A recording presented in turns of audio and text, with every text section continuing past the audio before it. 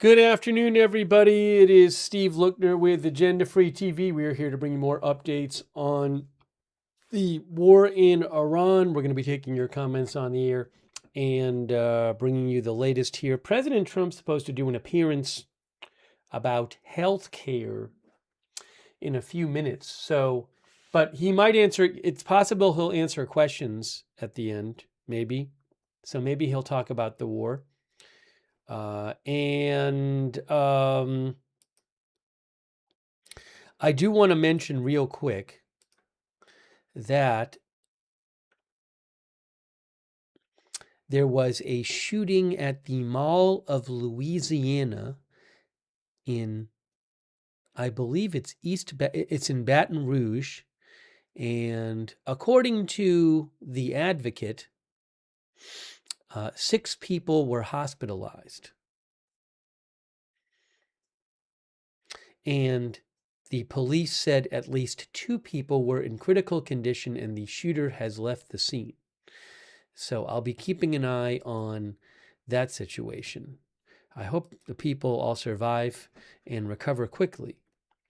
But I don't have much information on that, but I will keep an eye out.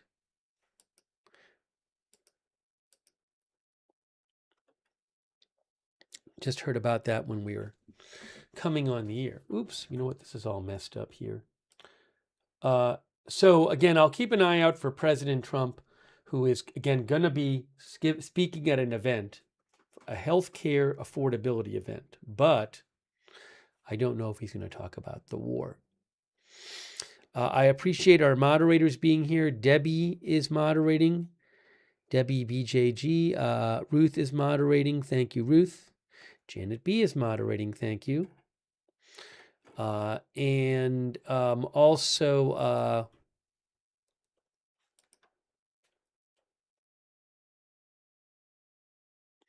we have Linda Belk, Larry, Misha moderate for us. Being here, X. Debbie is moderating. Myself.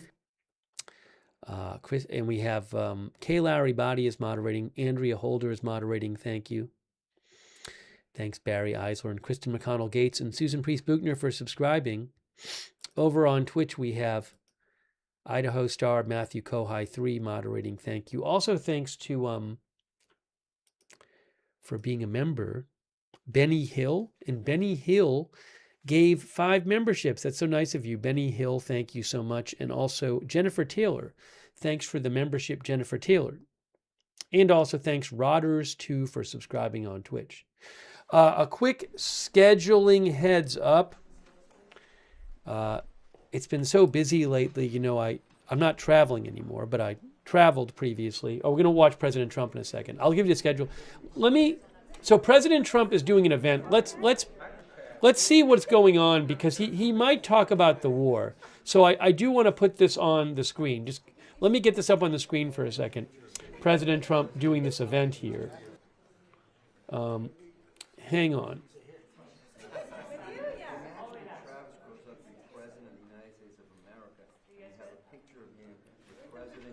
Hold on. By the way, President holding Good guy. Are you all set? All set, sir. Well, thank you very much. And today I'm thrilled to announce that one of the most respected pharmaceutical companies anywhere in the world, frankly, I know it very well, is Regeneron. And it's agreed to offer their prescription medications at heavily discounted most favored nation prices. In other words, the numbers will come down at levels that nobody's ever seen before. The whole most favored nation thing that we've been able to do with Bobby and Maz and everybody behind me, Marty, has been incredible. It's the biggest price reduction in drugs in history. By itself, we should win the midterms, but it doesn't work that way, unfortunately. You know, it doesn't work that way. People forget too quickly, but we'll have the biggest cut in drug prices in the history of our country by many percentage points.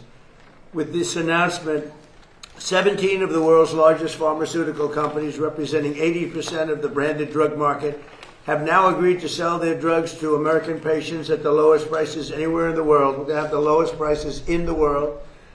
This will result in the largest drop in prescription drug prices in the history of the United States of America. I mean, that should be front page news, but it won't be. It'll be back on page 19, but the people get it. That's why we're in the Oval Office, I guess.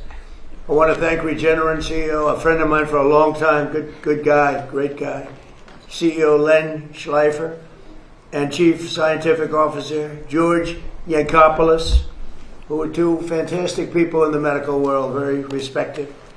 We're also joined by Secretary Robert F. Kennedy Jr. Bobby, thank you. Secretary Howard Lutnick, Administrator of the Centers for Medicare and Medicaid Services, Dr. Mehmet Oz, who's doing a fantastic job. They all are. FDA Commissioner Marty McCary and Chief Counselor of Health and Human Services, Chris Klump. Thanks, Chris. Great job you're doing, Chris, wherever you may be. Thanks, sir. He's there. For decades, Americans have been forced to pay the highest prices in the world for prescription drugs, by far. Prices that were many, many times what the rest of the world was paying. Because we had a president that didn't know what they were doing, or they weren't able to get other countries to agree to it. I was able to do that because I used tariffs. I said, if you don't agree to it, we're going to put tariffs on your country. And they said we would be honored to do it, sir, after telling everybody no, including me. But they agreed to do it. The United States is just 4% of the world's population and consumers only 13% of all prescription drugs. Yet pharmaceutical companies have been making 75% of their profits from American customers. So think of that. With 4% of the population and doing only 13% of all prescription drugs, the companies make 75% made, I don't know, maybe, hopefully they continue, because actually it's not as bad for them as it sounds. In fact, many of their stocks are up, because actually when the price goes up on the one end, they make up for the price coming down in the United States. So it really worked out pretty good. To address this chronic unfairness, I signed an executive order instructing my administration to do everything in our power to slash prescription drug prices for Americans while getting other countries to pay more, in many cases much more. But their other prices doubled, and sometimes they tripled, and ours would go down by 60, 70, 80%, even more. Today we're building on our unprecedented success with Regeneron, committing to offer all new drugs moving forward at most favored nations prices. They'll make their current drugs available to Medicaid and MFN. That's most favored nation. Additionally, they'll also offer their current drug Praluent, which is the lower cholesterol and fight heart disease, to all consumers at dramatically lower cost. It'll come down from $537 to $225 and be available at trumprx.gov. I didn't put the name. Bobby did and Oz did. It's true, actually. Remember I came in, I said, what's this? But they said, it'll be better. It'll sell better. Would you help us? So I now have my name on medication. But it's doing great. I hear it's setting records, actually. I was watching the other day. Mark Cuban, of all people, said it's amazing what Trump has done with this. I can't believe when I heard him say that. I was sort of in a state of shock. But others have said it too. This whole thing it's turned out to be hot. So that's trumprx.gov. The company will also invest $27 billion to build up research and development and pharmaceutical manufacturing here in America, which is a big thank you very much. Today I'm also announcing that the FDA has just approved a new drug from Regeneron called Otarmany, a gene therapy curing a rare disease that causes deafness. You know, people are totally deaf, and it's amazing. I've seen some work on it. It's actually hard to believe. We're going to talk about it in a minute. Normally, cures for rare diseases can cost millions of dollars, and really the results aren't that good. But in this case, I'm pleased to say that Regeneron will be giving this away for free for a period of time, for free. And here with us is 2-year-old Travis Smith. He was born deaf. Was he totally deaf, Joe? Pretty much, right? 100%. Wow. This is 100%. He was 100% deaf, but he took this miracle cure, and now he can hear his mom, Sierra, say, "I love you." And Sierra, could you maybe say a few words? That's really incredible. It's absolutely incredible. Regeneron works miracles. Yeah, he didn't know his name. He couldn't hear me tell him how much I love him. And now with Regeneron and this amazing surgery, he can listen to music, and he loves it, and he loves to dance, and he loves instruments, and I'm so proud of him. He's been so brave through all of this. And yeah, now he can hear, and he has a bright future ahead of him, and I'm so thankful to everybody on the Regeneron team. Oh, that's incredible. I mean, even the fake news has to be impressed with this. They'll find a way to make it a bad story. He doesn't hear perfectly, but he actually does. It's about 1% off. They'll figure a way. How are you going to do it? You got to explain. No, they're genius. They are genius. I respect them a lot. But I just want to thank you, Sierra. That's incredible. You and your family. Thank you for having us. He's a beautiful person, too. That's a beautiful boy. Thank you. Thank you. His life is a happier life? Oh, yeah, he is so full of energy and love now, and he was such a So you serious see baby. such a difference. Yeah, he was such a serious baby. And he's before full that, of fun. it's very tough for... Oh, for sure, he can't tell me what he wants or what he wants to eat or what he needs, and now he'll be able to do that. And Wow. it's life-changing. That's a great job they've done. I want to thank Regeneron and other companies for doing their part to bring down the cost of health care for all Americans under our Most Favored Nations agreement. We've secured gigantic discounts with price differences from 4 to 5 and even 600%. 600%. One of the most popular weight loss drugs has gone from $1,350 a month to as low as $199 a month. So that's a price that's incredible. So it used to sell in London for $87. And they raised it to $199, which is a big raise if you know, from $87 to $199. But that's been going on. Our country's been being ripped off for 30 years. How long would you say, Doug? Like 30, 40 years. For years with drugs and drug prices. So they're going up. We're going way down. And because the world is a bigger place than we are, believe it or not, it's hard to believe that, but they are. That we go down much more than they go up. So they don't go up as much as people would have thought. So they're going from, they're going to $199 and we're going down all the way down. Think of that. We're going down from $1,350 a month to $199. That's, nobody would believe it. And this is true with all. I mean, this is the weight loss drug. But this is true with all drugs. Sometimes even more of a difference than that, sometimes a little bit less, but sometimes substantially more than even that difference, and you see what that is. So we cut the per cycle cost of IVF drugs by thousands of dollars, and we reduced the price of the major COPD medication from $458 to $50. What? That must be a typo. Is that a typo? From $458 to $50. If your boy was here, he'd go, wow. He got bored. I think he got bored. He wants to go into bigger and better things, but there's nothing bigger or better than this. They'll all be available right now at trumprx.gov. So it's, that's why it's doing well. It's not doing well for other reasons. It's doing well. Think of that. That's some discount. But we have others. And these are all top companies and top medications, and I think in the end we're going to have every company involved. We're almost there right now, but we're going to have every company involved. Trump RX has already received more than 15 million visitors, and every American should log on to check for massive discounts before they go to the pharmacy. It's setting a record. Nobody's ever seen anything like this.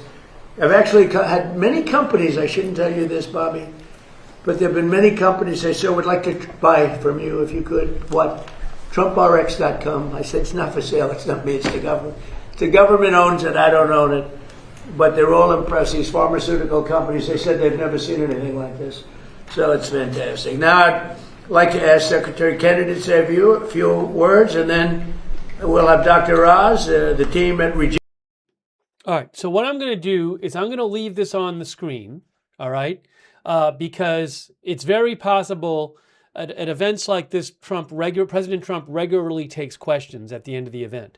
So I'm going to leave this up, and we'll keep an eye on it while Dr. Oz and RFK Jr. are speaking. But I want to make sure we catch it because, again, if he does take questions, I expect him to be speaking about the war. So let's just, and I don't even know that RFK Jr. and Dr. Oz will be speaking for that long. So we'll keep an eye on it. And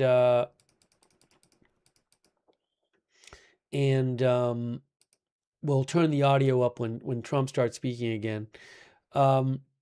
Yeah, some people mentioned Baton Rouge. I'm not aware that that's an active scene at the moment.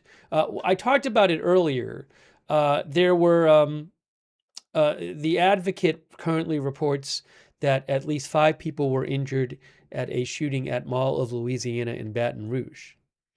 And police say at least one known shooter is still at large, and at least 2 people are in critical condition, and the shooter left the scene. So I will let you know more when I hear more. I don't know the circumstances of that at this moment. So, but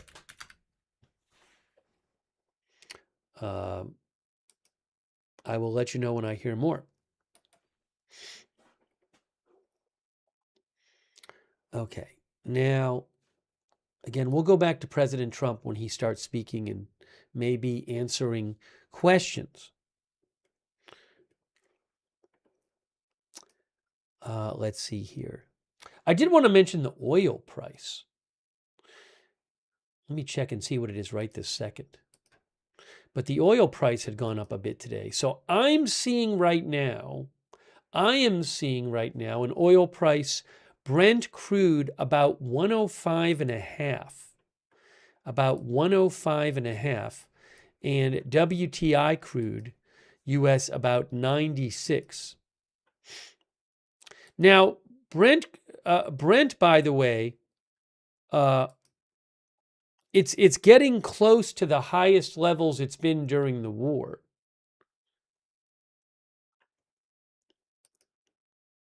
It briefly went up for a few days. It was a little over 115. Oh, hold on. Trump is speaking again. Hold on. 70 or 80%. Nobody's ever heard of it. But it's also 500, 600, 700, depending on the way you want to look at it. So the way you word the calculation. It's either one. But Bobby, you're doing a fantastic job. We wanted somebody out of the box, and we got him, right? I would say we got him. And Bobby, he's a great guy, actually. So, Oz, how about saying a few words? Okay, so we'll go back to President Trump when he speaks. So, oil, it had I believe if I have it right, before the war, it was around, Brent was around 70, high 60s or 70. And then, it had gone up at one point, it was around 115 or so during the war. And then, last Friday, when President Trump made all of those posts talking about things he said Iran had agreed to had opened the Strait of Hormuz forever, and that the Strait of Hormuz problem was dealt with. Anyways, which obviously turned out to be not the case. But at that point, Brent dropped. Brent had been around like 99, and it dropped all the way down to like, I want to say, the mid 80s, 86 or so. And now, so, less than a week ago, it was around 86, and it has gone up, and it is now, Brent is about 105 and a half right now. So that's interesting to see. And I do wonder if it keeps going up, will President Trump feel like he has to do something to change the situation?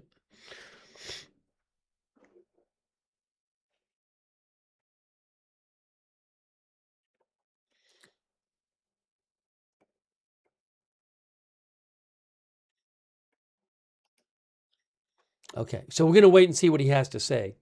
There was also an unconfirmed report. I haven't seen this anywhere besides one place. N12 News Israel had claimed, N12 News Israel a couple hours ago had claimed that the Speaker of Parliament, Galibaf, had been forced to resign from the negotiating committee of Iran by the Revolutionary Guards. Now, I didn't see that anywhere else. I haven't seen that anywhere else. So, what can I say? I don't know if that's true. Also, there was a report of, I believe Iranian state media said there was some anti-aircraft fire in Iran, but I haven't seen any kind of reporting suggesting that there was any kind of U.S. or Israeli attack that happened. You know, oh, hold on. I just want to make sure we're not missing. At any moment now, President Trump could take questions. So I'm waiting to make sure we catch that.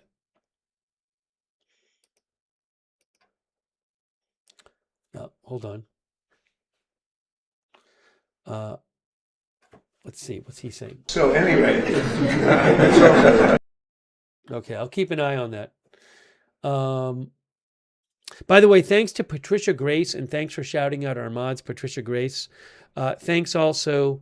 Bob Tav1 says, take a look at flight radar. I'll have to look at it in a little bit. U.S. military filter on. I mean, what I can, no one I follow who keeps an eye on that stuff has said that they're noticing anything particularly that they feel is particularly urgent on the flight radar, but I will look at it. Also, I feel like many days during the last several weeks, there have been these posts online claiming that some big offensive was going to happen soon because lots of U.S. planes were supposedly flying to the region. I see that frequently being claimed online. But, you know, again, I don't know enough about the flight radar, what it looks like every day and what it would normally look like during a war to myself be able to analyze that. But we'll take a look at it in a little bit. And then thank you so much to Bob Tav1. I really appreciate that. Also, Lidwine Elizabeth. I appreciate it, Lidwine Elizabeth. Thanks for your support. Also, Sarah 55 SICBM, thank you. And Jennifer, I think I thanked Jennifer Taylor before. Thank you. All right, I'm keeping an eye on President Trump. When he speaks, we're going to go back to his audio to see if he answers questions.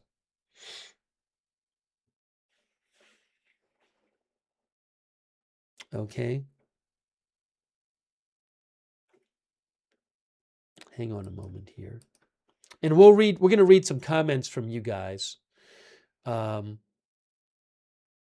too, once the President Trump event is over.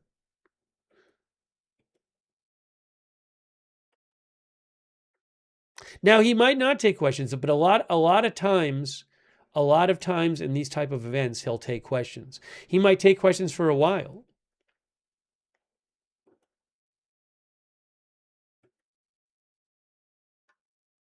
Marion Stocknov thinks World War III is coming.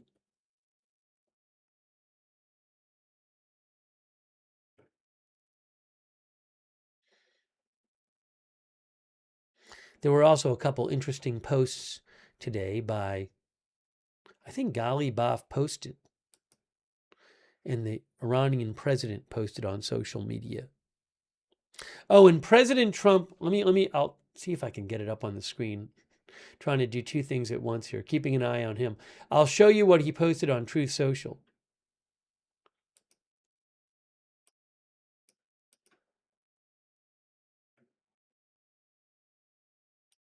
Oh, I just saw another post by him I didn't even see the one from an hour ago.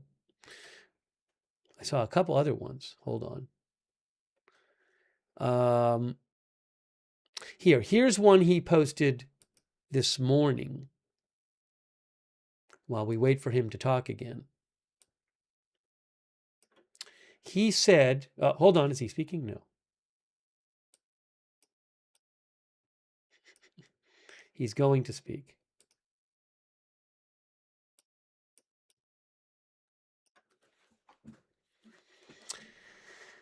President Trump said this morning, I have ordered the United States Navy to shoot and kill any boat, small boats though they may be. Their naval ships are all 159 of them at the bottom of the sea.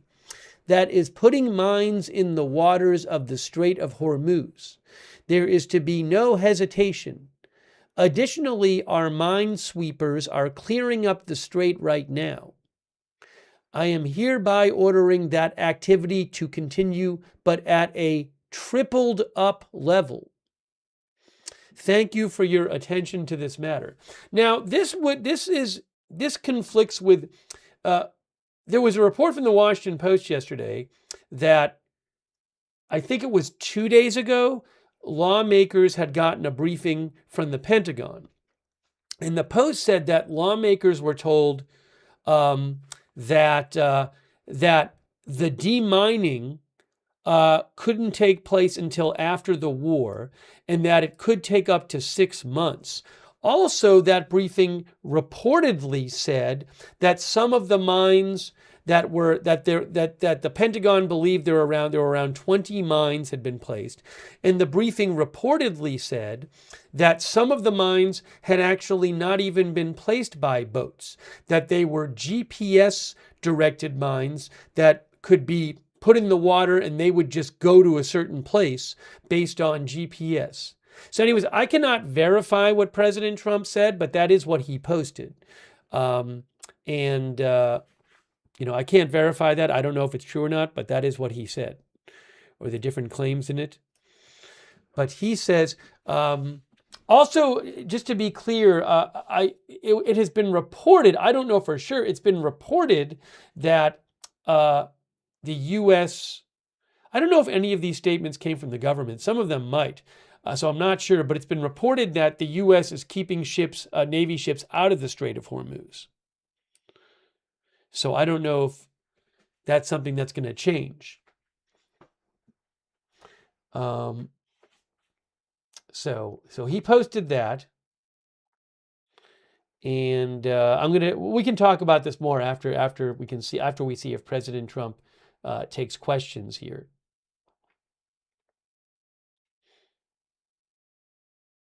Yeah, I'm feeling a bit better today, thanks. I'm not all better, but definitely improving.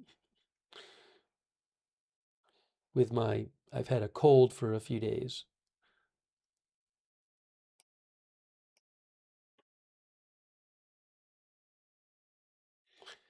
And let's see here. Hold on a moment.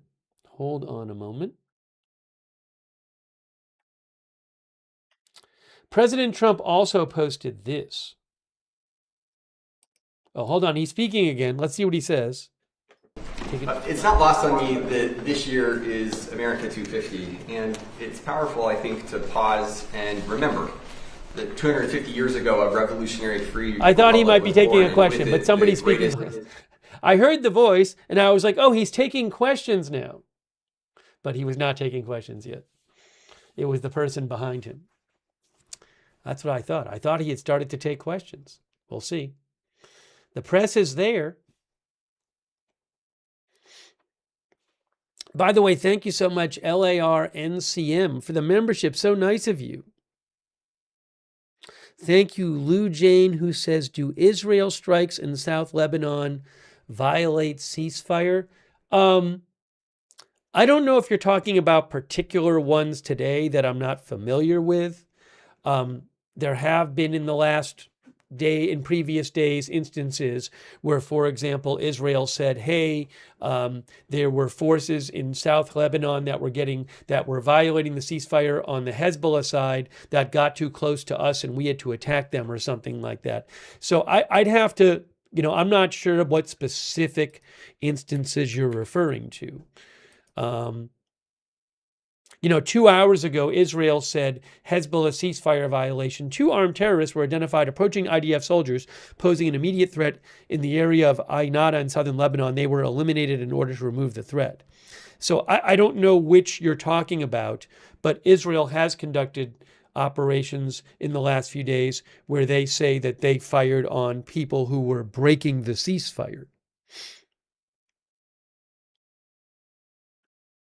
But I would need to know I don't know the specifics about their ceasefire agreement, and I'm not sure if you're referring to a particular instance. But if you go to their social media, they have a bunch of them over the past week or so where they say, hey, Hezbollah violated the ceasefire, so we did this. Violated the ceasefire, so we did this. Thank you so much, Lou Jane. Hey, LARNCM, by the way, just gave 20 more people memberships. That's so nice of LARNCM. Please, if you get a membership from LARNCM or one of our other viewers, or if you got a gift subscription, please thank them, because that's very nice of them. Thank you, LAR. That's really kind of you. Thank you, Bob Tov. Bob Tov says, Middle East area on flight radar. Most amount of tankers I've seen since the ceasefire. Could be in for an interesting night. We'll have to check. We'll check after the event. Thank you, Bob Tov. I appreciate it. Also, Sarah 55 SICBM.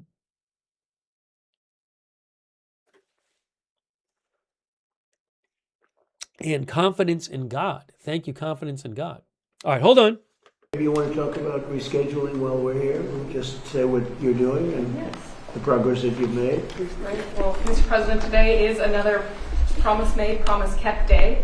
On December 18th, you signed an executive order on increasing medical marijuana and cannabidiol research. And today we delivered on that promise. The Acting Attorney General this morning signed an order that moves into Schedule 3 medical marijuana products that are FDA approved or that are state licensed. This is a giant move forward to implement your promise, and it's actually a campaign promise that you made. You said we're going to move into Schedule 3 to increase the research on these medical products. And just wanted everyone to know that, one, you make promises, you keep them, and two, what does Schedule 3 mean for state licensed medical marijuana products? We will begin implementation right away of this order. It does not legalize marijuana. It makes it easy for the researchers to actually study and understand medical marijuana, especially in populations that are using it. We know that 1 in 10 seniors right now use medical marijuana in the past year, and they report that it really helps them, but we don't have the science or the understanding to guide the patients and the doctors, and so both patients and doctors are flying blind without knowing how they interact with other medications because the research has been difficult to do. And so your promise today says those state licensed medical marijuana products are now in Schedule 3, and we expect the research to significantly increase so that we can understand how to guide patients and doctors in this effort. And there will be additional actions that will come this summer to do an expedited hearing for the administrative hearing, Department of Justice, for all of marijuana to move into Schedule 3. And the military is very happy about it, and a lot of people suffering from big problems, which this seems to be the best answer. They're very happy about it. So the rescheduling is starting, and that's a big thing, rescheduling. They kept saying, what about the rescheduling? And so, great job. I appreciate it. I want to thank Mr. and Mrs. Howard Kessler. He's one of the most successful men in the world, actually. And he had some medical difficulties, and he came upon this by accident, in a way. And he said, well, he had to go through a lot of different medications. And he said this was the one that was much better than anything else. And so he experienced it. He didn't benefit by it other than from the standpoint that he lives a much better life now. So hopefully you don't need it. But if you do need it, I hear it's the best of all the alternatives. But I want to thank Howard Kessler and Michelle Kessler. They really pushed this very hard. These are two people, very straight arrows. They're not into marijuana. They're not into anything. But he found this answer, and he said, he's doing it for other people. And so Howard and Michelle, probably they're watching or they'll be hearing about it, but they worked very hard to get this done, and it's an honor, and you've done fantastically. You all have, and I appreciate it. And a man who's doing an excellent job is Howard Letnick. He's in a little different sphere. He's not in the medical sphere, but he knows what it all means. And from Commerce, he's the Secretary of Commerce. Howard, would you say a few words, please? Sure. So in partnership. Okay, sorry. I'm keeping an eye on this because I want to see if President Trump's going to take questions on the war. By the way, I want to give you a quick update about the shooting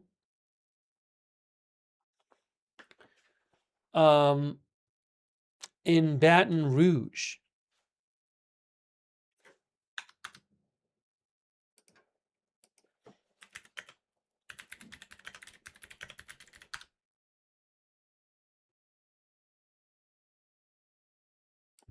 CNN is saying 10 people were taken to the hospital after that shooting at the Mall of Louisiana. The Baton Rouge police say that all victims have been transported to the hospital and that the shooter is still at large.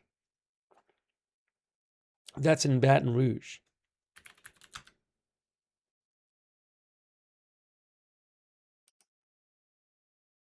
Uh, 10 people shot, 2 in critical condition.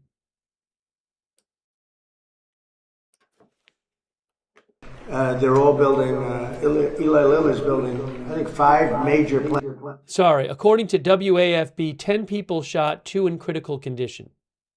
They were all making these products in other countries, a lot of other countries actually, not just China, but a lot of other countries. And I think by the time I leave office, they'll be mostly operating these, they have an incentive to do them quickly, big incentive, like the tariffs go up if they don't. And remember, if they do them here, they don't have any tariffs to pay. It's an incredible incentive. And if they don't do them here, they have a very substantial tariff. So they get penalized. And it's bringing countries, not only drug companies, but car companies. AI is a different thing altogether, but even there. But the AI is, we're leading China in AI. We're leading everybody in AI. We're leading now in car companies. They're coming from Canada. They're coming from Mexico, Germany, Japan. They're pouring into our country because we're very smart. Should have been done long ago by other presidents. We were the car capital of the world 50 or 60 years ago, and then they just started taking them away. We were the chip capital of the world, and now, Intel. And now they're coming back. All the chip companies are coming back. You may say a word about that, Howard, real fast, because what we're doing with chips are incredible. And all we're doing is saying at the end of a year and a half, 2 years, if you don't have your chip company, you're going to pay a tremendous tariff to put chips into this country. And they are building, I think we'll have close to 50% of the chip market very soon. Right now we had nothing. We had virtually nothing. And they're coming in from Taiwan. They're coming in mostly from Taiwan because that's where chips are made, but mostly from South Korea, Taiwan, various other countries, but they're coming back to America. We're bringing them all back. It's a revolution. Nobody's ever seen what we've done. There's never been anything like what we've done. We have $18 trillion being invested. That's for 11 months. And the last administration had less than $1 trillion in 4 years. We have, in 11 months, over $18 trillion. Howard, do you want to talk just for a second about the chip market, because it's explosive? Sure, it's got. Okay, so again, we're waiting to see if he takes questions on the war. Just to update you, so 10 people were shot at the Mall of Louisiana and 2 are in critical condition. That's according to the Baton Rouge police. According to WAFB, the Baton Rouge, Louisiana police say they are actively working an active shooter investigation at the Mall of Louisiana. All injured persons have been transported. Shooter is still at large. And according to WAFB, the shooting happened near the food court, and there's no. Shooting was between 2 groups of people. Shooting was between 2 groups of people. I didn't see that before.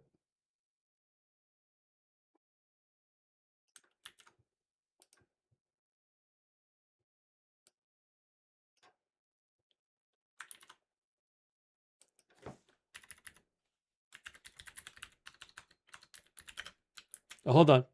But first, if you look outside, so we had flooring outside. We had slate, and it was coming to pieces. It's been there since the early 1940s.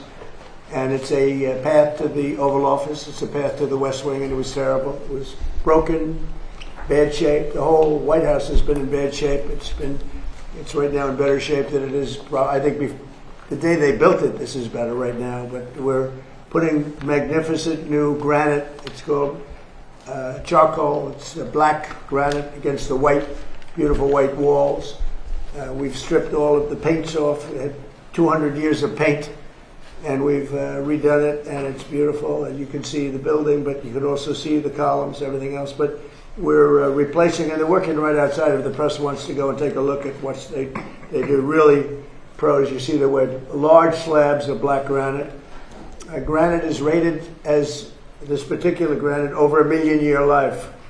As an example, concrete gets rated for about 200 years if you get very high grade. This is it's rated over, can you imagine? Nature produces something better than you can make. So it's very interesting. It's a beautiful job they're doing. And it's highly polished granite in the areas you don't walk on.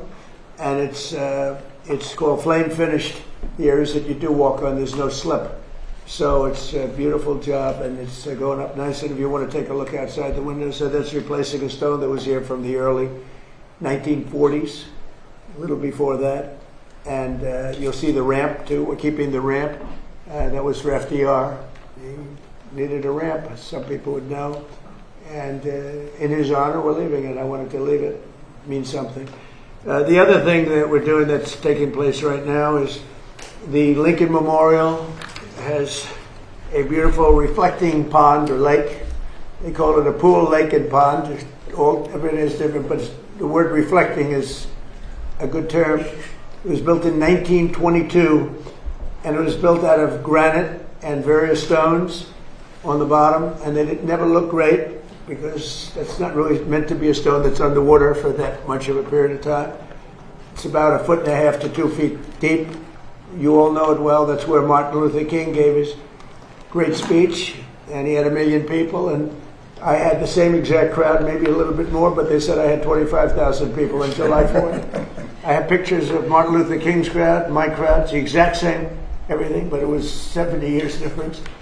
The exact same crowd, but I actually had more people, but that's okay.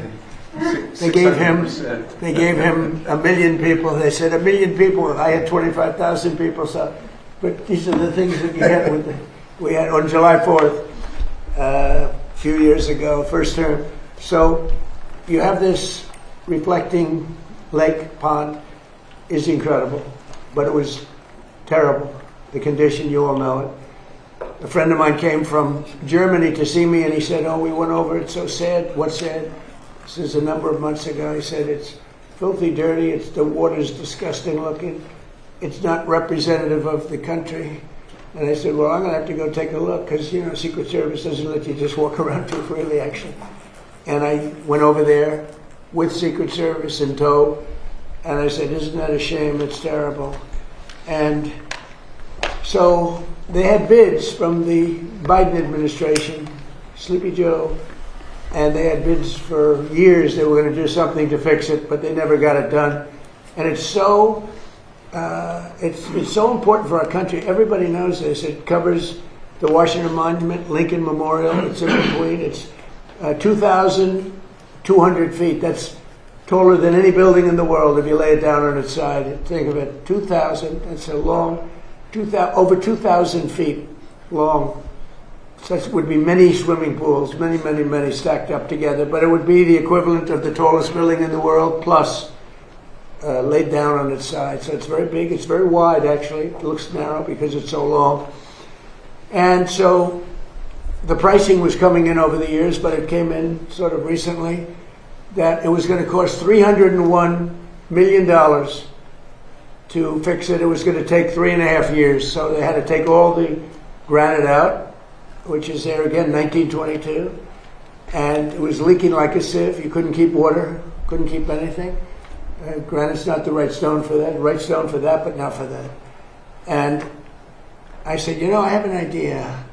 It's $301 million. It was going to take 3.5 years. So remember those numbers, $301 million. This is a business study. And it was going to take 3 to 3.5 years.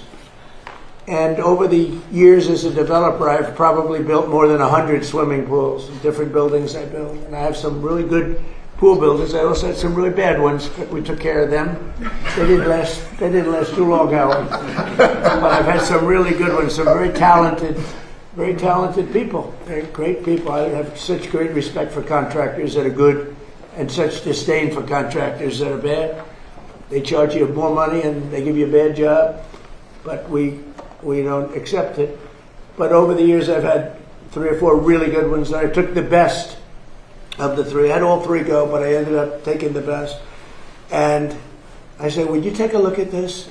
It's 2,200 feet long. He said, what do you want me to look at? I said, have a little swimming pool. Think of it as a swimming pool. I said, oh, how big is it? I said, 2,200 feet by 167 feet wide. He said, that's the biggest swimming pool. He said, I've been doing this for a lot of years, sir. I've never heard of a pool like that. I said, well, you'll see, it's a reflecting pool. And very famous, very big signal, and very important for Washington, D.C., where we, by the way, have almost no crime, I have to say. That's maybe more important than talking about this. We have the crime down from a tremendously high, one of the worst in the country. We have almost no crime. People are walking around, restaurants are opening all over the place, the place is bustling. But that makes us even more important. So instead of being a dirty, disgusting place where garbage was in it and everything else, and I want to give Doug Burgum incredible credit, because he was involved, the Secretary of the Interior, he was involved right from the beginning. I called him, I said, Doug, I'm getting a lot of complaints about the condition of this. What do you think? And he went over, he studied it, and he came back with some ideas. But I said, you know, Doug, I have a guy who's unbelievable at doing swimming pools. Up the road, we have a club. We have an Olympic-sized swimming pool. He did it 20 years ago, and it's perfect to this day. So I asked him, I said, I have an idea. I'm going to send my contractor over and take a look. He looked at it. He called me up. He said, so we could do something on it. He said, it's perfect, actually. He said, it's really decaying, and it's a terrible condition. But if you would, I'd like to work 2 weeks on cleaning it up, which is, if you see right here. I'd like to repoint and fix some of the joints. It won't matter because we're putting a substance over the top, but it's nice to have a nice surface. And he said, it'd take me 2 weeks. And if you don't mind, then I'd like to pour the latest and greatest filament or material, which is essentially a pool surface, but it's industrial grade pool. And he said, what color would you like, sir? I said, well, what about turquoise, like in the Bahamas? He said, well, this is Washington, sir. We can give you turquoise, but why don't you try, like, we have a color. It's called American flag blue. I said, that's the color I like. He talked me into it very easily. So he said, that's the color I like. So he came in, and remember, 3.5 years, you have to take all the granite out. Then you have to put all brand new granite in. Take years to do it. Over 300 million. Our job will take 1 week. It will cost about $1.5 million. And people said, wow. And here's the only difference, because somebody said, well, the difference is, the difference is this is much better. This will last 30, 40, 50 years. And if it didn't, you do it again quickly if you want. So it's being done now, and I think you'd find it really amazing to go take a look. So here it is. You see the trucks. He's got scrapers and all sorts of equipment to make the stone as good as possible without removing it. So we're using the existing surface, so we don't have to spend millions of dollars in demolition. And he said, much better to leave the stone than it is what's underneath. They're afraid to look. And so you see it's beautiful, clean. It's ready to be taken care of. Here's a sign that we put. And so Doug Burgum and myself are involved in that. But when you take a look at the surface, we have it in good shape. And they just started today putting down the material. It's a machine. It lays it very evenly, beautiful. It goes from one side to the other. It'll take about 3 days. And you're going to end up with a beautiful, beautiful reflecting pool, the way it's supposed to be. Much better than it ever was, actually. It'll stay clean. We even have robots that go in it, and they ride around the bottom, and they clean it like a swimming pool, but these are a much higher level. This is industrial grade, and it's really beautiful. So you're going to have a beautiful pool, and you'll have it for July 4th, long before July 4th. Instead of taking 3.5 years, we're taking a week. And instead of spending $301 million, we're spending less than $2 million. And I think it's a great business story, because there are many things like that that I see. I mean, not maybe to that extent, but there are many things like that I see. I often talk about the pen. This pen's better than the one that they used to give away for $2,000. I won't go on a long story about that, because a couple of people said, he kept talking about the pen. No, I gave you the whole history of it. Actually, many people found it interesting, and some people thought I was doing too much of a weave. But actually, with this pen for $3, $5, $2, whatever the hell it costs, is better than the one for $1,000 to $2,000 that you used to hand away. So that's the short version of it. I like the short version better. But the long version is this one. So this is an amazing thing that's happening, and this is a big beautification. In addition to that, the sidewalk areas around it, which were done in granite, similar granite to that, actually not as nice as we have here, to be honest with you, but you know, the people that did it weren't in the world of real estate like I am. But they have good granite, circling it, and we're going to repoint it, meaning we're going to caulk it up and repoint it, make it good. And we're going to also sandblast it. It'll be like brand new. So we're going to have, in another couple of weeks, we're going to have the most beautiful reflecting pool between the Washington Monument and the Lincoln Memorial that you've ever seen. And I hope the media can go over and maybe watch them do it, because I think it's very exciting. And so a fraction of the cost and a fraction of the time, and you get a better product than you could ever get the other way, and it'll be beautiful. And as he said, it will be American flag blue. Any questions, please? Yes, sir. Could you talk a little bit about why your Navy Secretary was fired yesterday, sir? He's a wonderful guy. He just put out a statement about him. He's a very good man. I really liked him, but he had some conflict with, not necessarily Pete, with some other. He's a hard charger, and he had some conflicts with some other people, mostly as to building and buying new ships. I'm very aggressive in the new shipbuilding, and somehow he just didn't get along with them. He's an excellent guy. I think he would have gotten along great with me. I didn't really deal with him too much, but he's I consider him to have done a very good job. I put out a nice statement about him. You got to get along, especially in the military. You got to get along, you know. And some people liked him, some people didn't, and that's usually the truth about everything. But I found him to be a very good man, and I liked him a lot. On the war with Iran, how long are you willing to wait until you get a Well, don't rush response? me. Don't rush me, Jeff. Guys like you want to say, oh. So we were in Vietnam like for 18 years. We were in Iraq for many, many years. We're in for I don't like to say World War II because that was a biggie, but we were 4.5, almost 5 years in World War II. We were in the Korean War for 7 years. I've been doing this for 6 weeks, and their military is totally defeated. They're outside of the little wise guy ships. I call them the wise guy ships, the little boats that they have running around with guns in them. We'll take them out too when we see them. But their Navy is gone, their Air Force is gone, their anti-aircraft is gone, all of their anti-aircraft machinery is gone. Maybe they loaded up a little bit during the 2-week hiatus, but we'll knock that out in about 1 day if they did. We've done an amazing job. Their leaders are gone. Their leaders are all gone. Part of the problem is that, that's why I can't really answer your question. They have all new leadership, and they're fighting like cats and dogs for who's going to control. Because we've created a real mess for them, but they've created a mess for the world over the last 47 years. They've killed a lot of our people.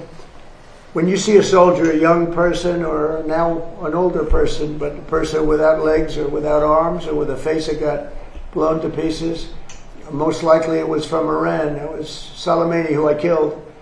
Soleimani loved the roadside bomb. He was an evil genius. He was a brilliant general. Probably we wouldn't be as far advanced had I not taken him out. That was the beginning of it all.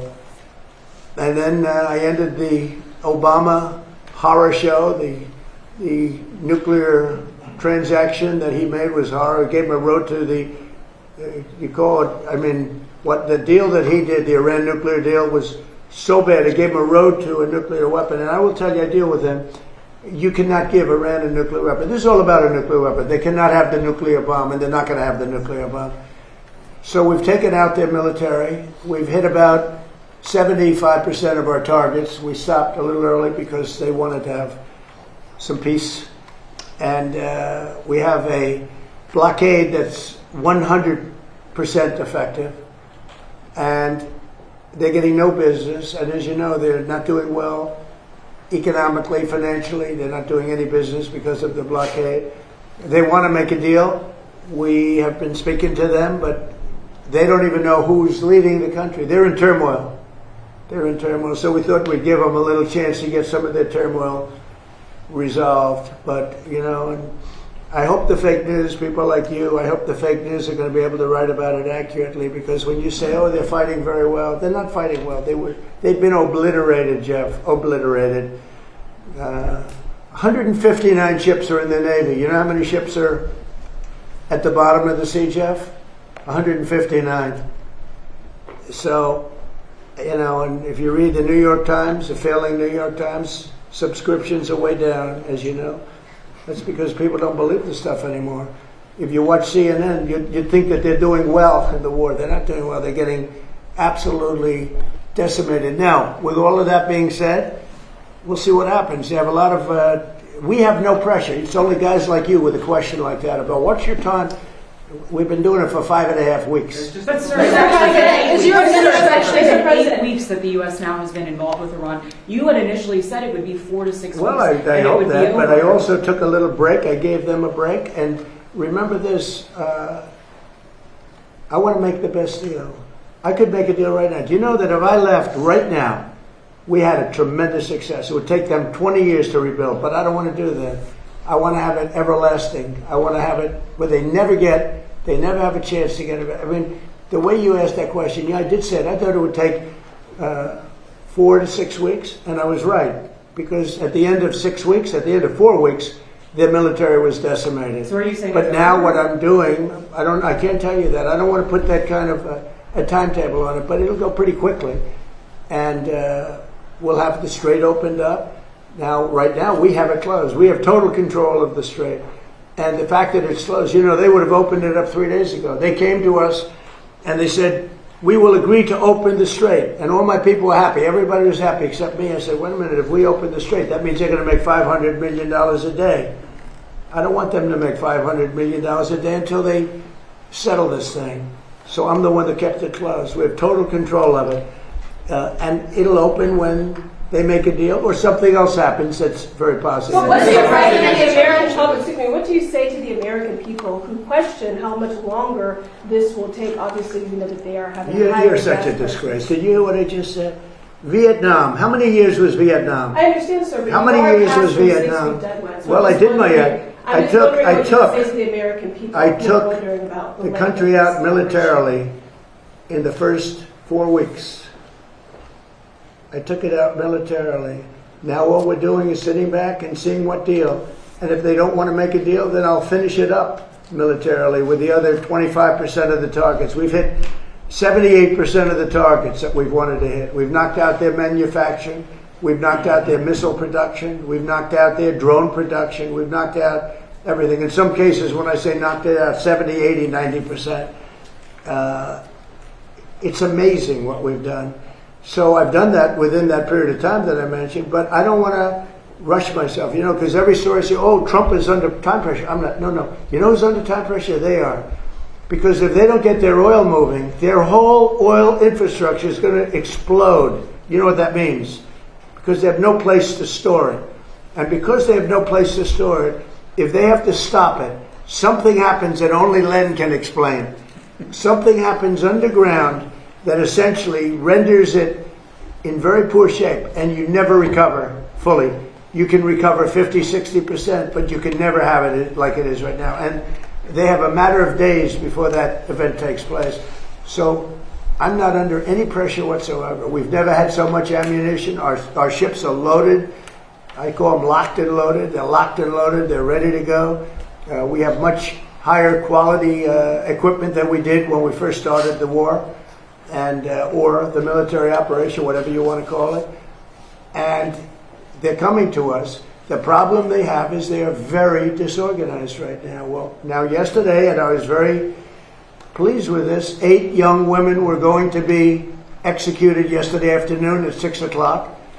And I asked them, call it a favor or call it just a moral request that they not be executed, and they came back with an answer that they won't be executed. They're going to release. It was protesting.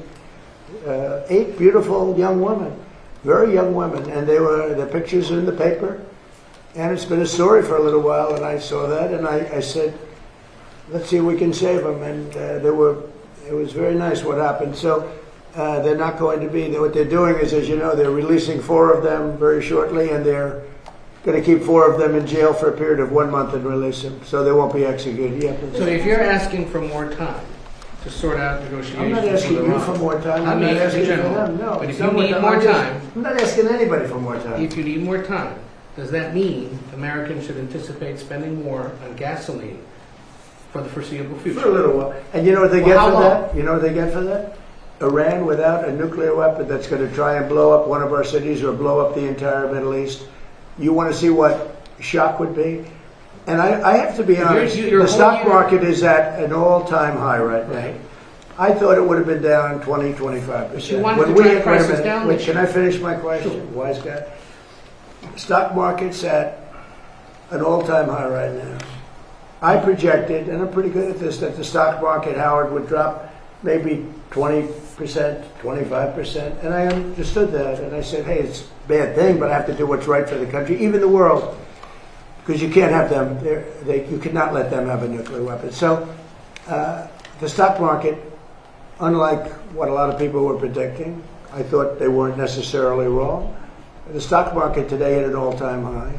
Hit an all-time high yesterday, the day before, and it's staying there. I thought oil would go up to maybe $200 a barrel, and oil is at a different number than anyone thought. In fact, this country is much lower because we have all the oil we can use. We're actually, ships are coming from all over the world to Texas, Louisiana, and Alaska. They're coming from all over the world to get oil from the United States, while this is closed, the Hormuz Strait. So if you look at what I said, I guess it was right, because I said I'd have it 4 to 6 weeks, and in 4 weeks we have totally defeated their military. But you began so right now, I don't want to rush it because you guys are, trying to make us look as bad as possible. I don't want to rush it. I want to take my time. We have plenty of time, and I want to get a great deal. I want to get a deal where our nation and the world is safe from lunatics with nuclear weapons. If it does go to 200, are you okay with that, sir? If oil goes to 200? I think that there's nothing worse than a nuclear weapon that takes out one of your cities or 2 of your cities or 3. I think there's nothing worse than a nuclear weapon that's going to destroy the Middle East, including Israel. I think there's nothing worse than Europe being under attack by people that have missiles now that reach Europe. As you know, they don't reach us, but they reach Europe. But they will reach us at some time, probably the not too distant future, unless we stop them now. I think there would be nothing worse than having nuclear holocaust in Europe, London, Paris, various places in Germany, all targeted. No, what I say is you can't let them have. I don't think it will happen, by the way. I really think we actually, it turns out that we are drill baby drill, and it turns out we're producing a lot of oil, and they're buying the oil. They're going to Alaska, they're going to Texas, Louisiana, and our guys have done a fantastic job. We're putting out right now more oil and gas than we ever have in the history of our country. And one other thing, there are more people employed today in the United States than ever in the history of our country. Mr. President, I have a question, sir. Is it true that your administration is considering sending 1,100 Afghans to the Democratic Republic of Congo? And if so, do you have a response to that? I don't know. I'd have to check that. Thank you, Mr. President. Breitbart News' Matt Boyle just published an interview with Greek Prime Minister Mitsotakis, in which the Prime Minister said that he's rooting for you to succeed in getting a deal with Iran. He also said he looks forward to hosting you in Greece later this year. Do you have any response? Nice. No, it's really nice. I mean, Greece has been very supportive, actually. Greece has been terrific. He's a terrific guy because he understands the importance of it. Oil goes up a little bit. I hate it. I was the one that had it down to $60 a barrel. And I looked at guys like Howard Lutnick. Howard, you remember it well. I said, well, we just hit an all-time high in the history of the market. Think of this. When we hit 50,000, I was told, everybody was told, when I won the election, November 5th, they said, well, during the 4-year period, it'll be impossible for the Dow to ever reach 50,000. It'll be impossible for the S&P to ever hit 7,000. Impossible. And you remember that, Howard, right? It was going to hit maybe 6, 7 years, 8 years, but I did it in my first year, hit 50,000. Now it's just about at 50,000, and S&P is higher than it was when we started. And S&P hit over 7,000, and that was before the year ended up 1 year. So I can only tell you this: it'll end. I don't think it'll be very long, by the way. They're delaying it because we don't know who to deal with. They are in, they know who the leader is in this country. We don't know who the leader is in Iran. Because remember, regime change. Khomeini is gone. He's gone to greener pastures. He's gone, and all of his team is gone. Then a second group came in. They're all gone. And now you have the third group, and they're a little concerned about being gone too. Sir, would you use a nuclear weapon against Iran? You posted on Truth Social a few weeks ago. We don't need it. Why do I need it? Why would a stupid question like that be asked? Why would I use a nuclear weapon when we've totally, in a very conventional way, decimated them without it? No, I wouldn't use it. A nuclear weapon should never be allowed to be used by anybody. So on the state visit, which we're all very much looking forward to, Prince Harry today has said that he would like to see you do more to end the war in Ukraine. Do you think it's appropriate for a royal to make those comments ahead of the visit on Monday? Prince Harry? Yes, sir. How's he doing? Well, he's in How's Ukraine. his wife? Please give her my regards, okay? No, I don't know. I know one thing. Prince Harry is not speaking for the UK. That's for sure. I think I'm speaking for the UK more than Prince Harry, but I appreciate his advice very much. Would you have great invited advice him to the dinner and to the state visit? Well, I look forward to the dinner. We're having King Charles come. He's a friend of mine. We're really looking forward to it. We've spoken, and we're going to have a great time. I tell you, if I had that ballroom built, it would be filled. I wish we had more seats. They've wanted a new ballroom for 150 years. Now they're getting the best in the world. We're going to have the best in the world. But, we have a room that's not big enough to handle what would be a big crowd. But we're going to have very great people that love the UK. I love the UK. I think they made a big mistake on energy. You should open up the North Sea in Aberdeen. You should open it up. And the other thing is they've made a big mistake on immigration. Okay. Sir, Please, what do you hope to learn from Janine Pirro's investigation into the Fed's renovation that you Say it did now? again. What do you hope to learn from the Janine Pirro's investigation into the Federal Reservation that you did not learn when you visited the site yourself last year? Well, look, the Federal Reserve building is a small building. They're going to be in there by the time it opens, in my opinion, for $4 billion. I built a hotel down the road for $201 million that I believe is bigger than the Federal Reserve building. $201 million. At the ballroom, I'm going to have the ballroom from $300 to $400 million, depending on finishes, like marbles, the quality, the quality finishes. We'll go top of the line. But that's a much bigger project. When you look at the fact that they've taken this beautiful building and destroyed it, they've taken down the beautiful ceilings with eagles. They've taken down the walls that are 1.5 feet thick, masonry. You couldn't hear from office to office. They ripped it all down. They ripped down, because Kevin Warsh, who's terrific, said, gee, the saddest thing is they ripped down the nicest building in Washington for boardrooms and all. Did you know about that building? They ripped it down. It was beautiful. The boardroom building, it was beautiful, and they ripped it down. And probably because it cost so much to fix it. So I would have done that job for $25 million had money left over. It's going to cost more than, in my opinion, it's not going to open for a long time. Kevin may not be able to have an office. I'm going to have to get him an office. Can you give him an office? Yes, space. Bobby, do you have some space over there, please? Yeah, we have a lot of space. But he has more than you think. But we're going to have Kevin sitting right next to you, Bobby. But it may not open for a long time. I looked at it the other day. It's a see-through. See-through, that means the walls aren't even up yet. This is after years and years of construction. And somehow, you have to find out what went wrong.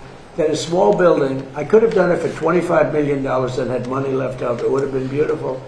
That a small building can cost $4 billion. It may never open.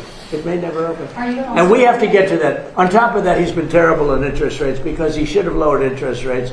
That's why I call him Jerome Too Late. Too Late is his nickname. Jerome Too Late Powell. He likes me a lot. Thank you very much. Thank you, Fred. Thank you, Fred. Thank you, Fred. Thank you, Fred. Thank you, press. Keep moving. Thank you, guys. Thank you, press. Keep moving. Thank you. Thank you, guys. Thank you, press. Keep moving.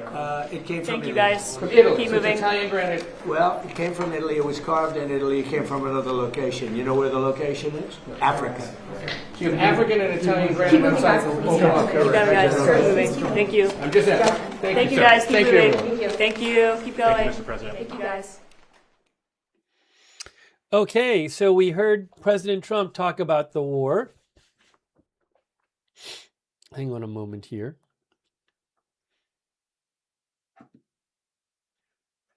Okay, I want to hear from you guys. Let's talk about what President Trump just said. I need to do this. So, he said, I have some notes I wrote down.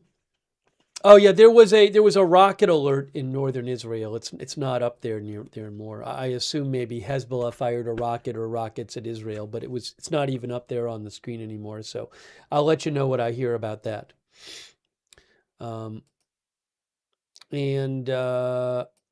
Let's go over what.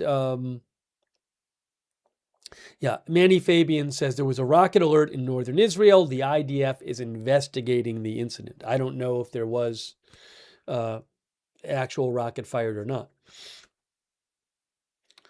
Okay, so he said that the U.S. is not in a rush. He said Iran's in a rush. He said, now he claims that something catastrophic is going to happen with their oil industry in a few days if they have to stop pumping oil because they don't have storage. I personally am not aware of something completely catastrophic. I've heard that there is a risk of some damage if you do have to completely stop their oil, although I believe there's an option for them to produce less oil and thus extend the amount of time they have for storage. But again, I've read a lot about this war, and my understanding is that the biggest problem with if you have to stop oil production is it can take a long time to start it up again. But I don't know. I'm not aware that there's some deadline of several days after which, if this war goes and Iran cannot pump its oil, it will catastrophically destroy its oil industry permanently. No, I'm not an oil expert. My point is, again, I have talked about this many times. If there were such a deadline for catastrophic damage within days, I would expect that to be talked about a lot by various in various articles and experts who talk about it. I have not seen that mentioned once. Certainly I've seen consideration that there can be some sort of damage if you have to stop oil production. Also, again, it can take a long time to ramp back up if you stop it. Remember, other Gulf states had to limit their production. I don't know if they've stopped it, but in Kuwait they've restricted production. In Iraq they've restricted production because they don't have enough storage facility. Anyway, so I just want to be clear. I don't know the situation with that. If I get more updates on that, I'll let you know. But he said that the U.S. is not in a rush. He said the most important thing is to not have Iran be able to get a nuclear weapon. And he said he wants a deal that will permanently get them from ever having permanently keep them from ever having a nuclear weapon. He said that the U.S. is in total control of the Strait of Hormuz. He said repeatedly that he emphasized that the stock market was at all-time highs. Repeatedly he kept, and he posted about this today too. He repeatedly said that the U.S. does not know who the leader is in Iran, that the leadership is fighting with each other. He literally said during the press conference, "We don't know who the leader is." He said that. We don't know who the leader is. Remember, he did post on Truth Social today something similar.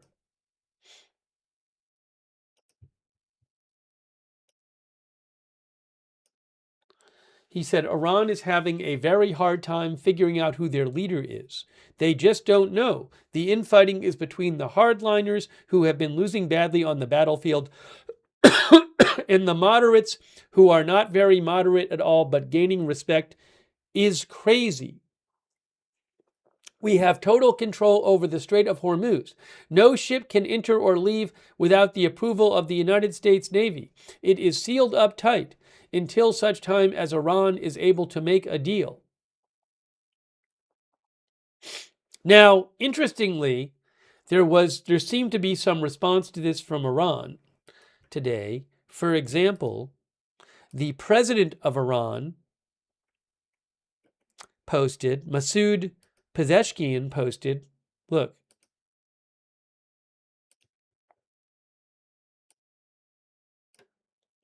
in Iran, there are no hardliners or moderates. We are all Iranians and revolutionaries, with ironclad unity of nation and state and obedience to the supreme leader. We will make the aggressor regret. One God, one nation, one leader, one path, victory for Iran dearer than life. Seems like a response to President Trump's post. And then, I believe, didn't Ghalibaf post something about this too?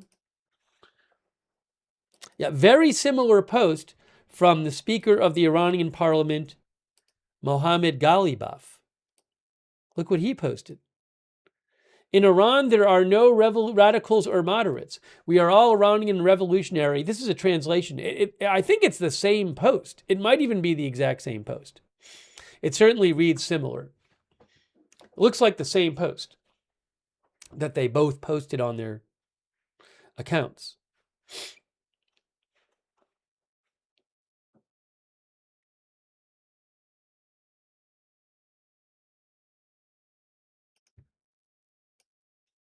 So President Trump said that the U.S. is giving them time to figure things out on their side, to get their turmoil resolved, he said. And he said that they're not in a rush, the U.S. He said he's not in a rush. By the way, I want to take some of your comments. Real quick, I want to thank Vlachi Guy for the memberships. Thank you so much, Vlachi Guy. I appreciate that. Also, Stephen Briones. Thank you so much, Stephen Briones. LARNCM. Thanks so much for your support, and thanks for all the memberships, LARNCM. And also, Kevin Edward Music, thanks for watching. And also, all of our moderators, I really appreciate it. Over on Twitch, Big Ball of Yarn, Idaho Star, Matthew Kohai 3, and Sarah. And also, hang on a moment here.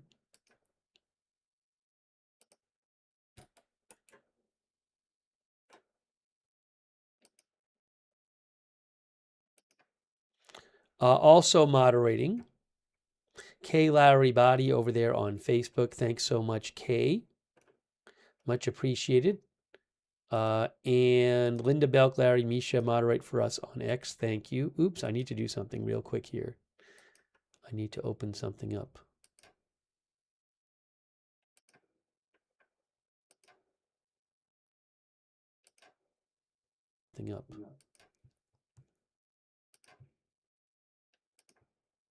Ruth is moderating. Thank you, Ruth.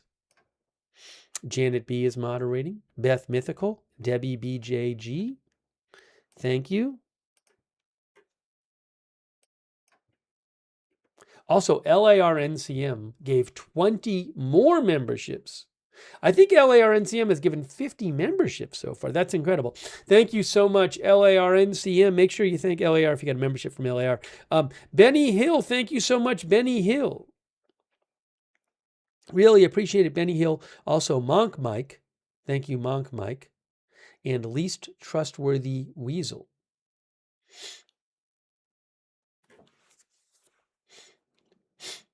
Fat Cow, our viewer, thinks Iran doesn't want to have talks. It's not because they don't have a unanimous leader.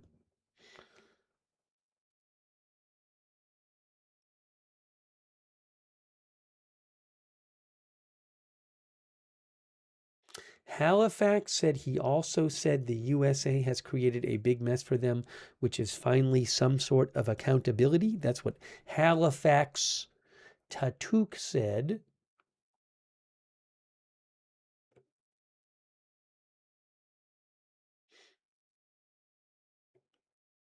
He also said that he thought that oil would go to 200 during the war and that the stock market would drop down 20 to 25%, implying that he wasn't so concerned with the current oil price and stock market because he said the stock market's at an all-time high.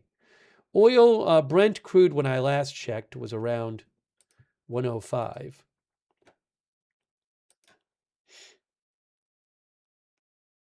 About roughly 106 right now.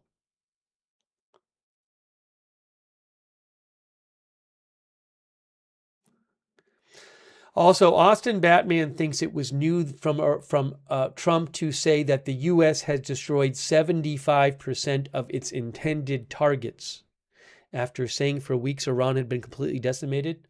Well, previously he had said that they were going to go after, that if there was more fighting, the U.S. would go after, thanks Austin, would go after their power plants and bridges.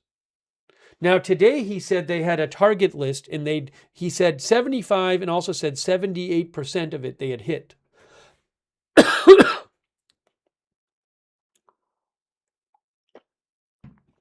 And then he said that they stopped because Iran wanted a break.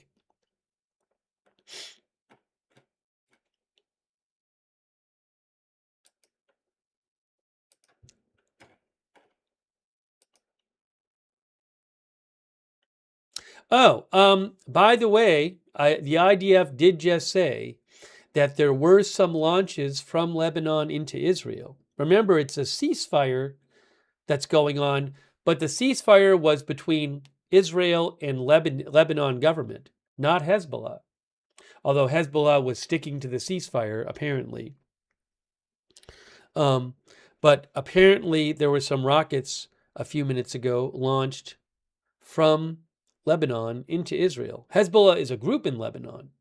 Hezbollah is not the Lebanese government. And the Israeli Air Force intercepted those launches.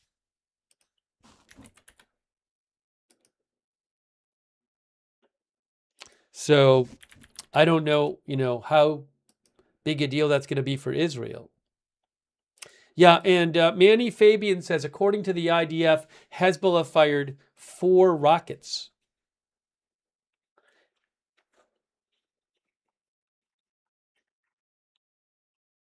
I mean, I'm sure Israel will take that very seriously. I don't know if there have been other rockets that got launched into Israel during the ceasefire.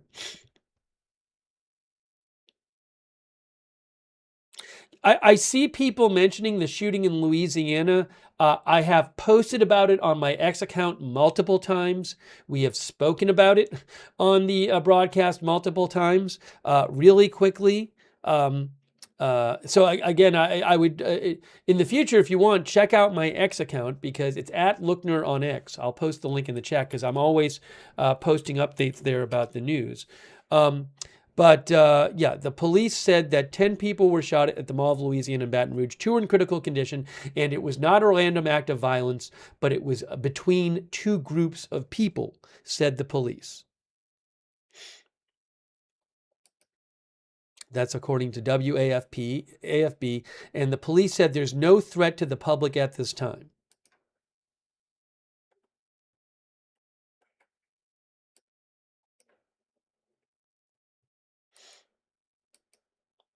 I hope everybody survives that shooting and recovers as quickly as possible.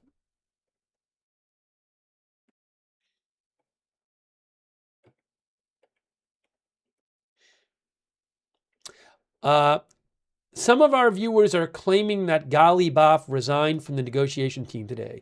That has certainly not been confirmed. There was actually one report about it from N12 News Israel that claimed that Galibaf had been forced to resign from the negotiation team by the Revolutionary Guard. I have not seen any other outlet report that at this point.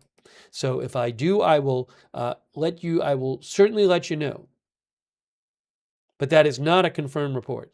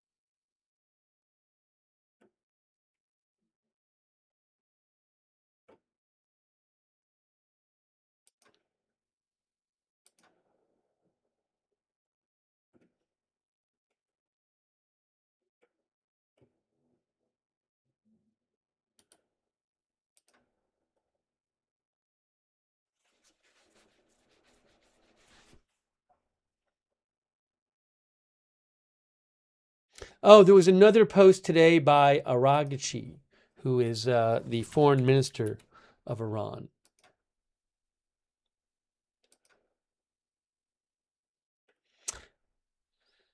The foreign minister of Iran said, Sayed Araghchi, the failure of Israel's terrorist killings is reflected in how Iran's state institutions continue to act with unity, purpose, and discipline.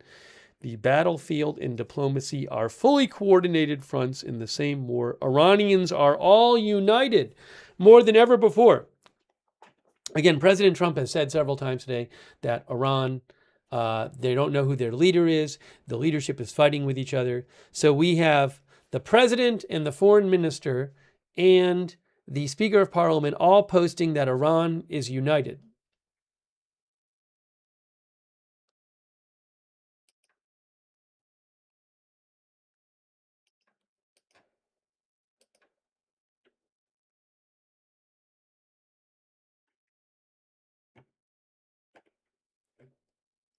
I did say we were going to check flight radar. I want to check that. By the way, in terms of the Strait of Hormuz, ships are not going. I mean, the U.S. has a blockade on Iran. Ships going to and from Iran. Meanwhile, Iran has effectively closed the Strait of Hormuz. They say they are not letting ships go through there. Yesterday, they attacked several ships and they seized 2 ships.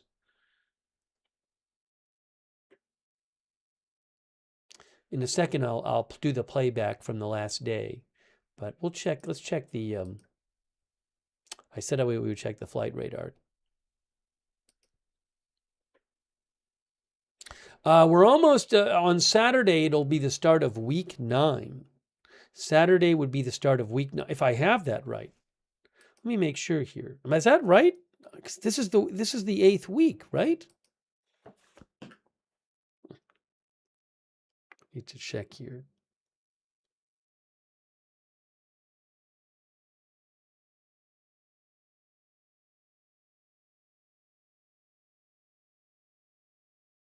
Okay, so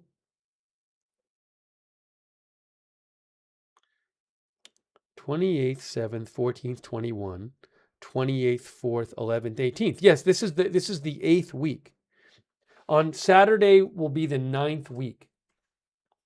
This is the 8th week.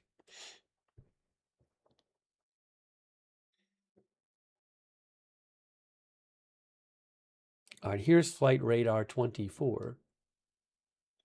Now, a viewer claimed that there was one of our viewers said he saw a lot of tankers on Flight Radar 24. I am not a Flight Radar 24 expert. I don't know what's normally flying. And also not just what's normally flying, but sometimes planes have their transponders off. Sometimes they have them on. I think it was Bob Tabb who mentioned this. So Bob Tabb said he thought there were a lot of tankers, U.S. tankers in the area. But I'm looking at some of the planes here. I don't.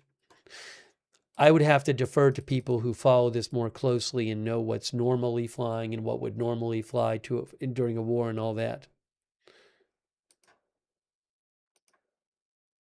There's a tanker right there. I mean, tankers have been flying throughout the war, refueling tankers. They take a while. I mean, we see them take off from Tel Aviv and then head over towards Iran on the radar. There's one right there. But I'll be on the lookout for any kind of reports. It's just, the people I follow, I haven't seen anybody say anything where they thought like some kind of huge development was happening on the flight radar, but I might have missed it, so I'll keep an eye out.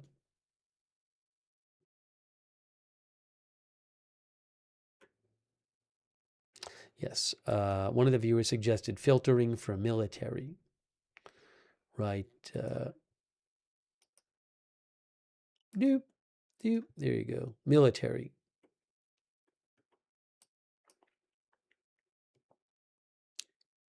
There very well might be a ton of planes that don't have their transponders on.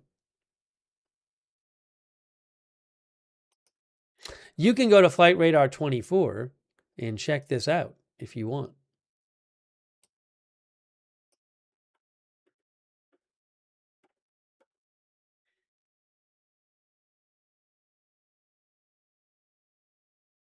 Oh, I got to update my banner. Trump is no longer taking questions. Thanks for letting me know. I forgot. We watched him take questions.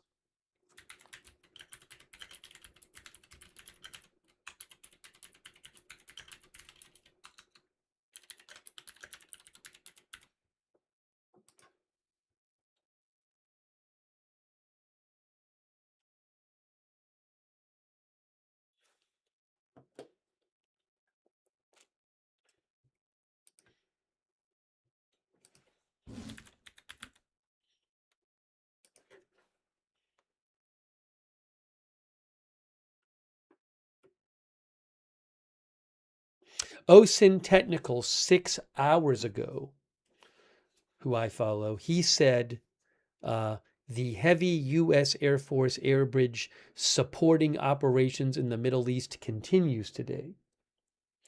I don't know. Again, I assume there has to be a lot of planes coming in just to keep war supply up. So I don't know how much of that is related to the ongoing fighting and how much might be related to possible new operations.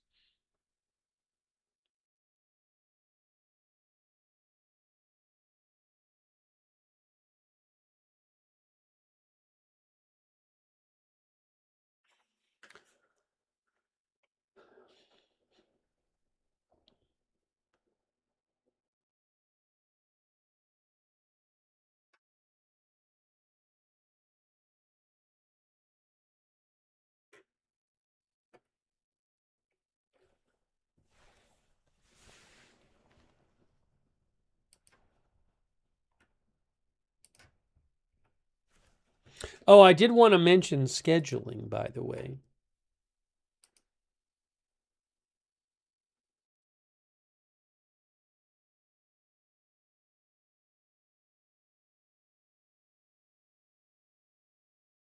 Hang on, hang on, hang on.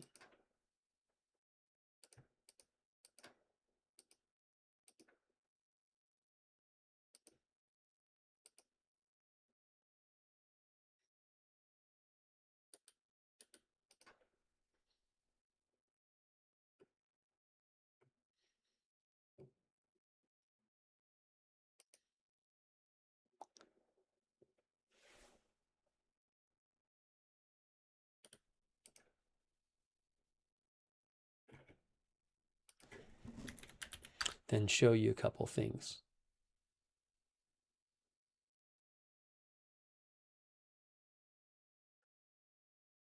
By the way, the Israel-Lebanon ceasefire is supposed to end when? The 26th, I think?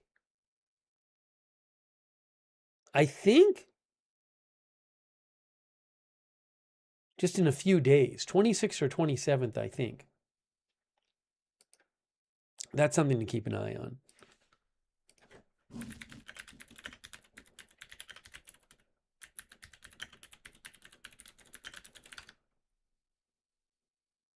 Yeah, it would be April. It would be the 26th. Because the ceasefire was for 10 days and it started on April 16th at 5 p.m. Eastern Time. So in 3 days, unless there's a new deal, the Israel-Lebanon ceasefire ends.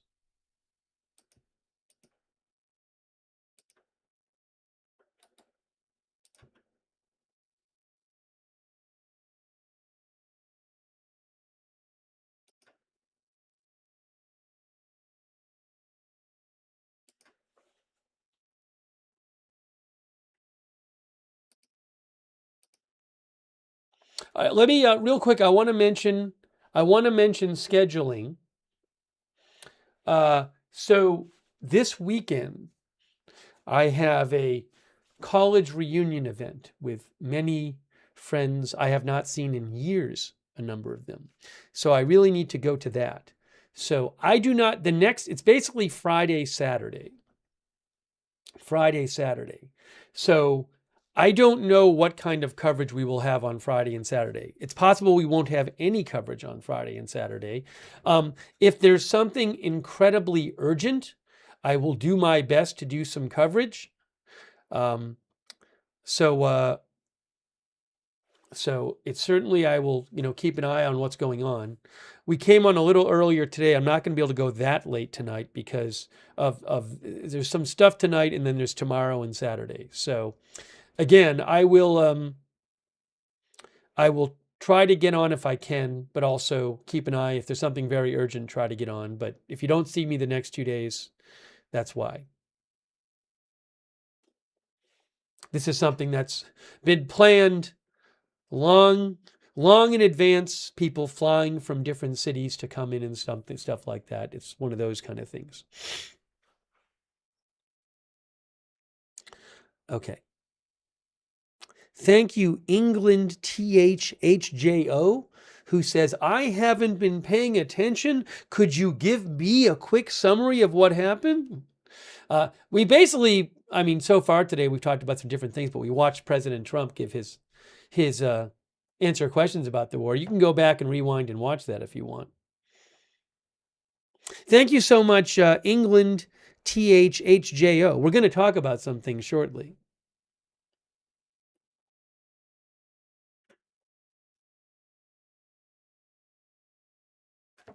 I wanted to mention this. Hold on, look. Third U.S. aircraft carrier arrives in waters near Iran.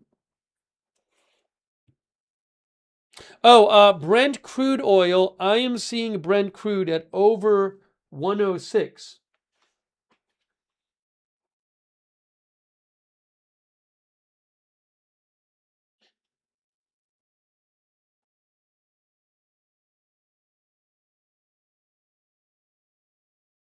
Hang on 1 second here.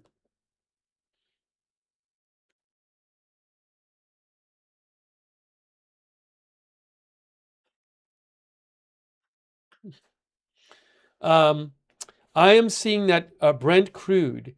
I talked about this last night. I think people aren't talking about the oil price enough. Oil has gone up a bunch. So remember, when President Trump announced last Friday, he made all these announcements about how Iran had agreed to open the Strait of Hormuz, and the Strait of Hormuz situation was solved. Oil dropped a bunch when he said that. It actually went down to like around 86 or so. That's Brent crude. Well, now it's at around 106. If you look at the chart since last Friday, it's kind of this just rising over time. And I said this last night. President Trump today was acting like he was fine with the oil price as it is. I don't know. If it keeps going up the next couple of days, is President Trump going to really be okay just sitting there? There have been times when it was getting up and then he did something which ended up lowering it, whether or not that was his intention or not. But I don't know if if that's something that the White House is going to be okay with. Because we're getting to a level now where it's getting, I mean, I think the highest it's been during the war is around 115. But it hasn't been that, not, I mean, it's only been this high a couple times during the war, maybe 2 or 3 times. And not for that long.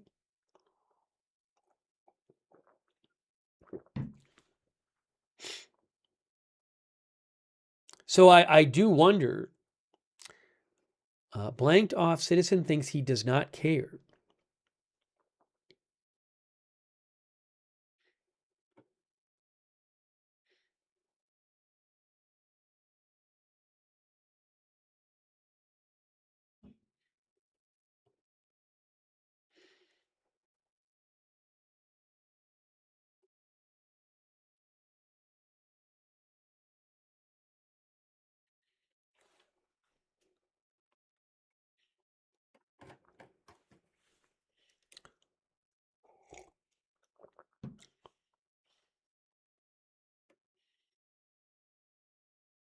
Mason D thinks the blank is about to hit the fan, our viewer.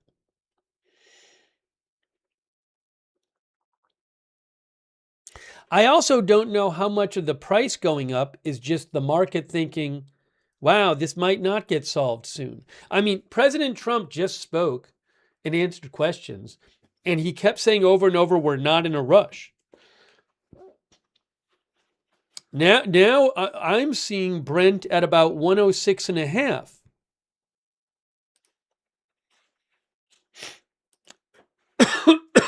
And WTI crude oil, U.S. crude, is now about 97.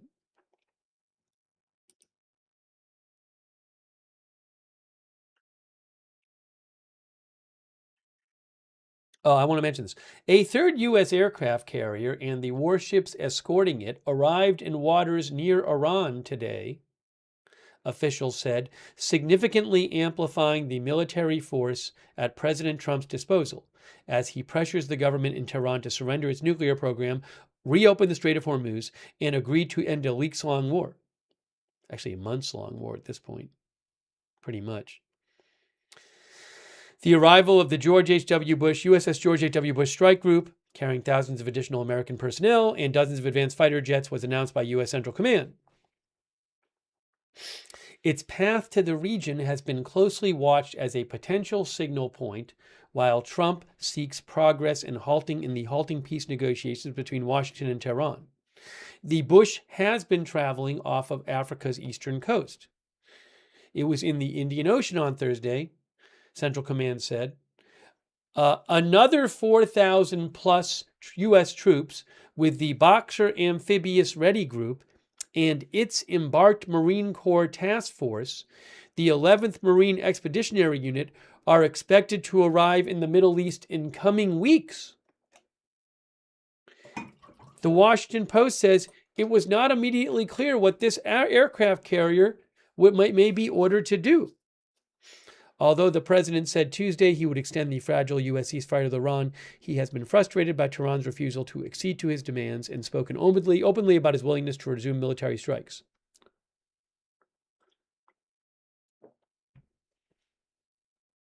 Throughout the ceasefire, deployed U.S. forces have used the time to reposition and restock ships and aircraft, a U.S. official said. The military is prepared to resume strikes if ordered. Oh, is there some other announcement? The pool has gathered at the briefing room doors.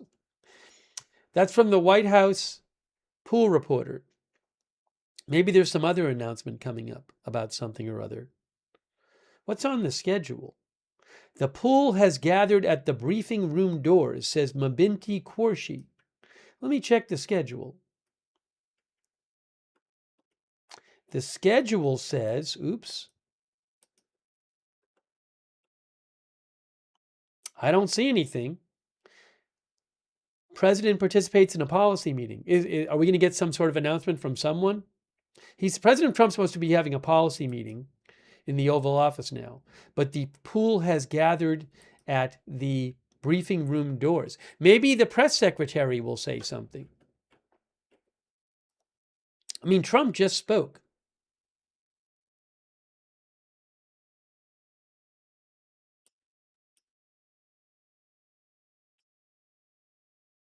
Might be another DoorDash, says Edie Tonks. All right, so we got to keep an eye out for that. I don't know what's happening. But we just heard from Trump.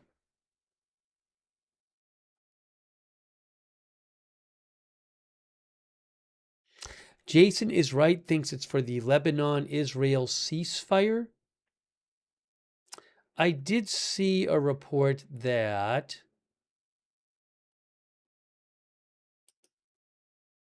hang on.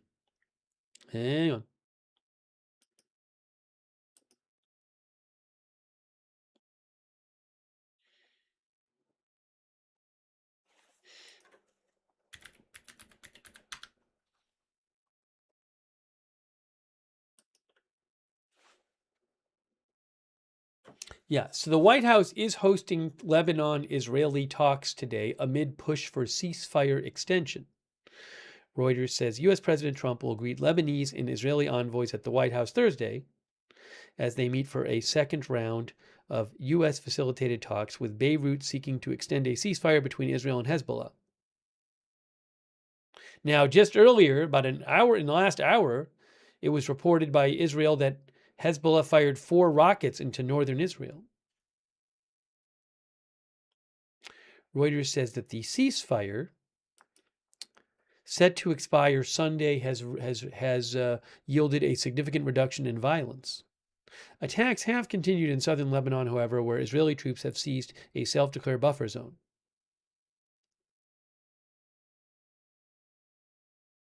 Oh, a U.S. official said today's talks, initially set to be hosted by the State Department, were being moved to the White House, and that Trump would greet the ambassadors upon their arrival. Is that like happening now? Maybe that will happen. Or did it happen before? Oh, yes. It's going to happen now. That's what we're going to see. I think. I think. I'm not sure. I need a cough drop. That's what I need. I need a cough drop. So I'm not sure, actually. It might have to do with that. Yeah, as Austin said, it wasn't on the schedule, but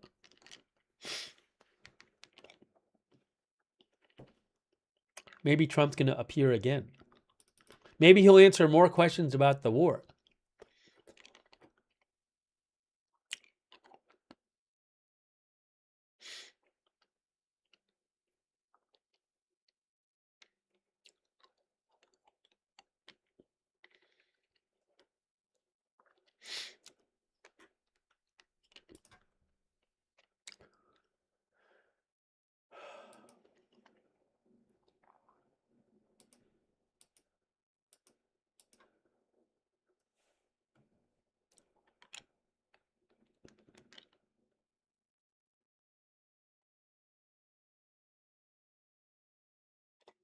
Oh, hold on a moment.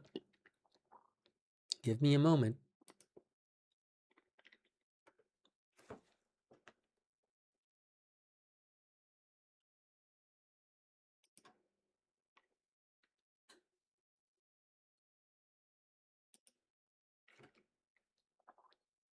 Al Jazeera says, Israeli media says Israeli Air Force launches airstrikes in Lebanon following rocket fire towards Upper Galilee.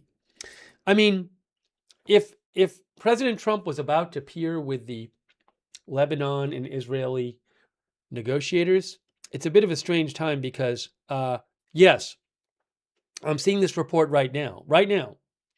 Itay Blumenthal of Khan News Israel says, Israeli Air Force strikes back in southern Lebanon after rockets fired into Israel.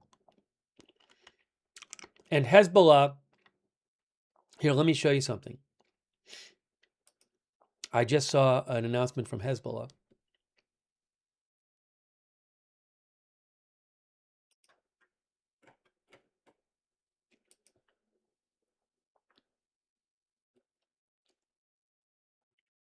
Here's an announcement from Hezbollah from about a half an hour ago.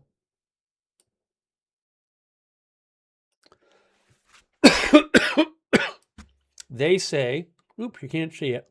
Let's try this again.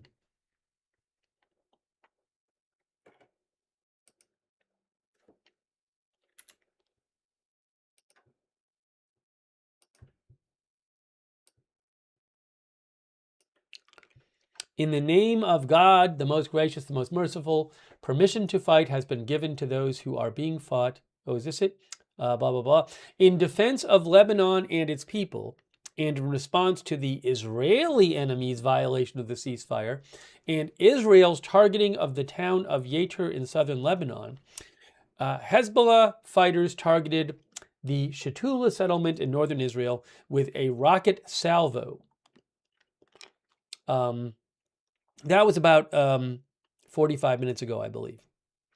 So they're saying that they did this because they say Israel broke the ceasefire. One of our viewers earlier had said, are Israel's strikes in southern Lebanon breaking the ceasefire? Well, clearly Hezbollah thinks Israel broke the ceasefire. And now we're hearing in the last few minutes that Israel is now striking Hezbollah in southern Lebanon. So it might be a bit of a delicate time to do some kind of public appearance with the Israeli and Lebanon negotiators if that's about to happen at the White House now.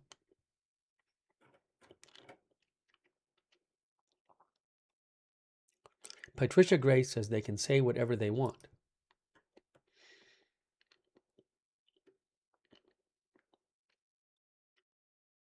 Trash Panda says Iran and Lebanon are flailing on their last gasp. Remember, Hezbollah is an Iranian-supported group in Lebanon. Not everyone in Lebanon supports Hezbollah.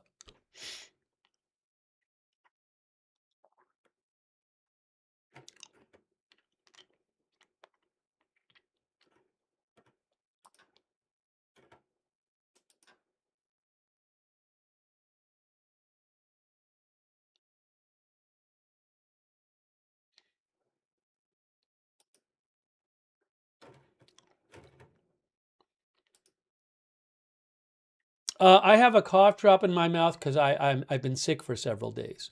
So I apologize if, as one of the viewers said, it's making you angry. But I need to do it because otherwise I'd be coughing. I apologize. It is what it is.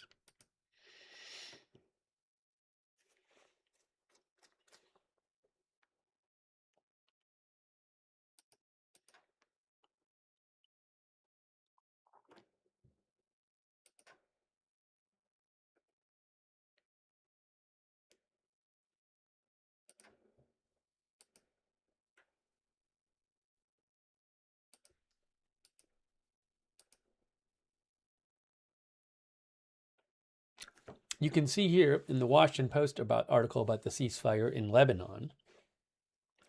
With only days remaining before the expiration of a 10-day ceasefire between Israel and Lebanon, the Trump administration will host a second round of peace talks at the White House today.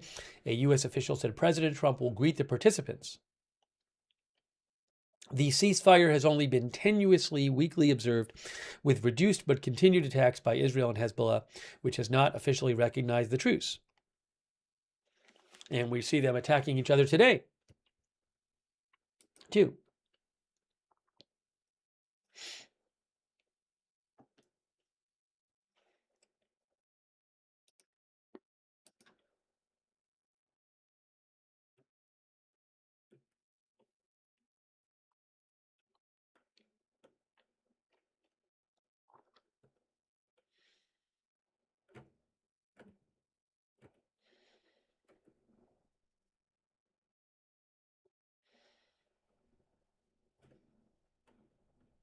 We probably should look at the last day of marine traffic.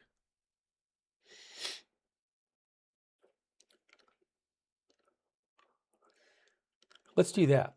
Let me show you what it's looked like in the Strait of Hormuz for the past day. We'll do a playback Marinetraffic.com, the ship tracking and marine analytics provider.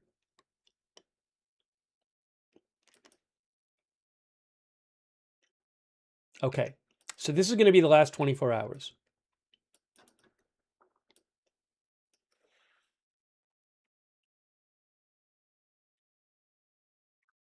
You can see the time bar on the bottom, obviously sped up.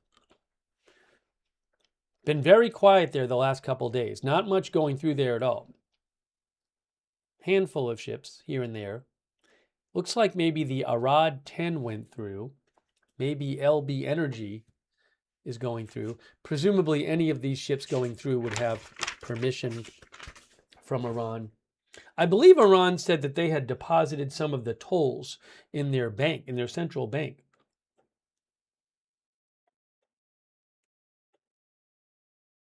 LB Energy looks like it went through. You can see right there. I mean, not a lot of stuff going back and forth. The only one I've seen so far is LB Energy.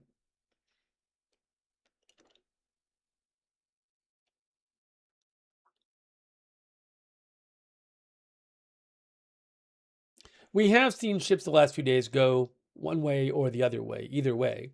But really very few the last few days, very few. And sometimes they disappear and then they pop back on, so.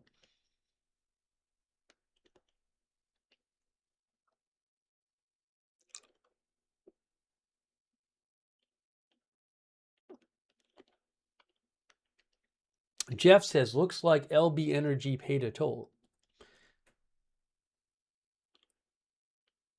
Yeah, I mean, we're almost at 24 hours. This is more quiet than it was for most of the war. Most of the war was much more quiet than normal, but I mean, the last few days have been even more quiet there.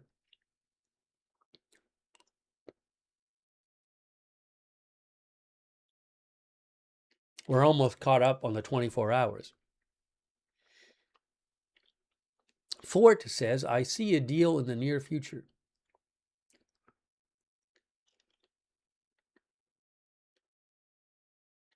So there you go. That was the last 24 hours. That was 24 hours. Let's look up that one ship, the LB Energy.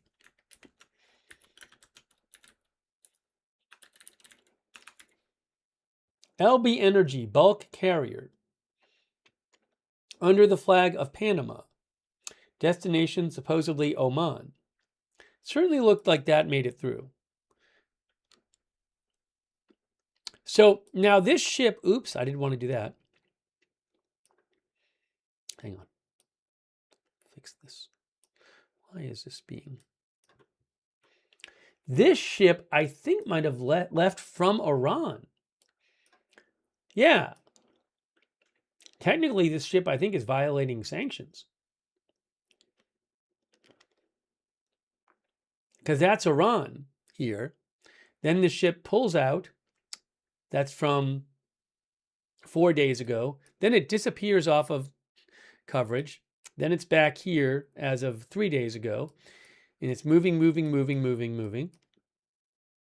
Ended up here a couple days ago. And then in the past day, it went through.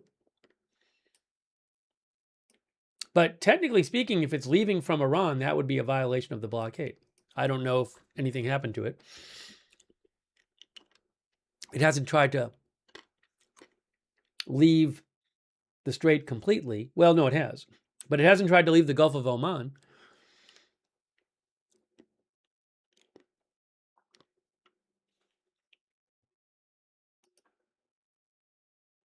Yeah, LB Energy. See, it says it left Iran about 4 days ago.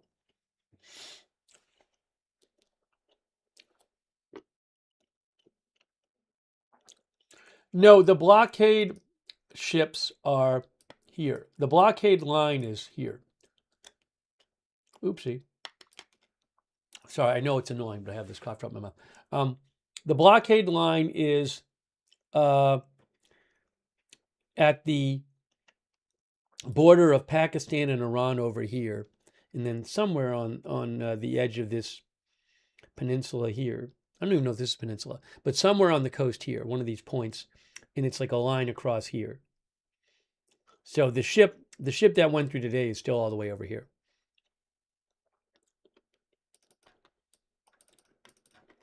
Let me see if I can find the thing about Iran and the money in the bank.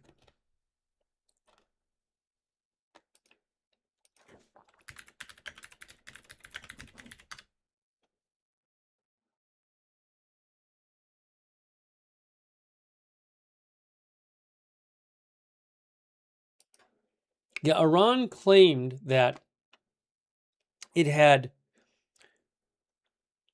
collected. Oh, Tasneem posted this. Iran claimed that the first revenues from the transit fees had been deposited into its central bank. Let me see if I can find you that statement from Tasneem.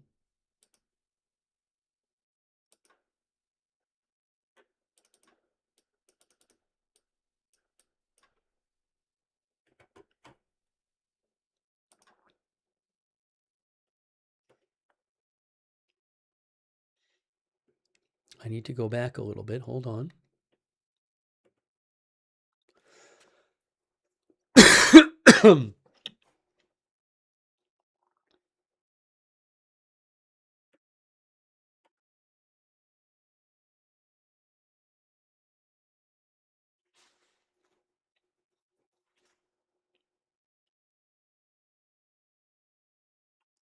By the way, another response, President Trump has been saying today that the Iranian leadership is fighting with each other. They're fighting like cats and dogs. They don't know who their leader is. We've seen another prominent Iranian political figures deny that. And I just saw this.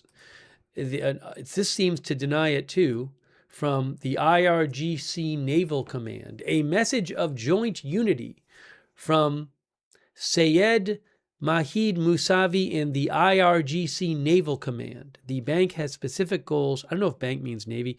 Hands on the trigger. And our support is the unity of the street and the cohesion of those responsible.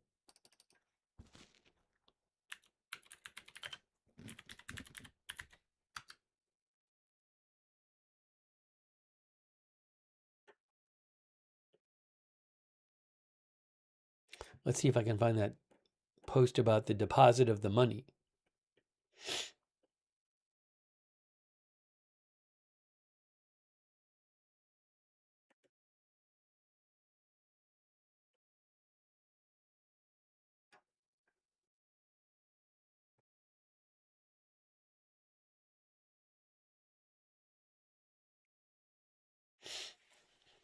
Also, a similar statement to other statements we've seen today from Iranian officials, from the commander of the IRGC Quds Force. Basically the same statement.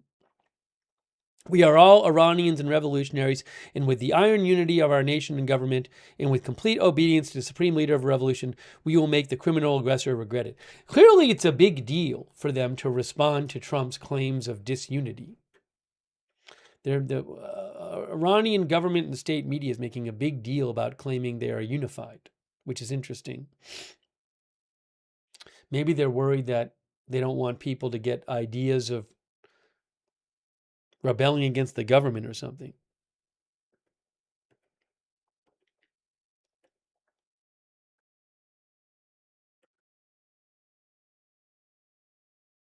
I mean, here's another post about it.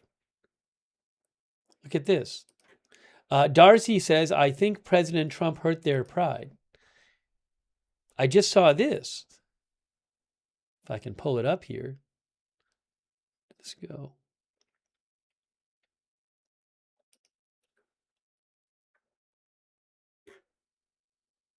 I'm not going to read this whole thing, but this is from Iranian state media. It's a whole big article, and it says, high-level disagreement and duality of sovereignty, Trump's fantasy and wish.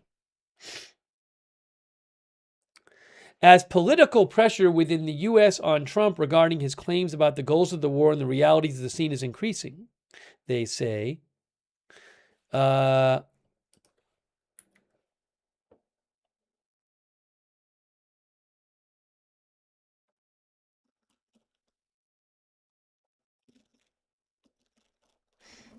If there really was such a duality within the Iranian government and at the highest level, Trump would have never revealed it. His news about the existence of such a duality, he means, conflict, infighting, is like revealing the exact time of a surprise military operation.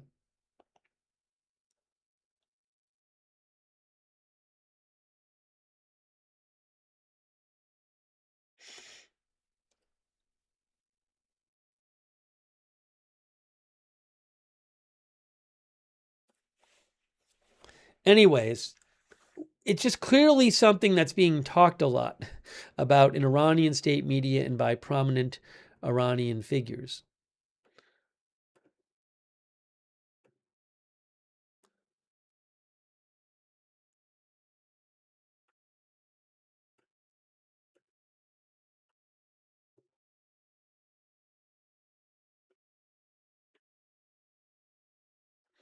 Our viewer Marie Daniel says nobody knows what the president is thinking.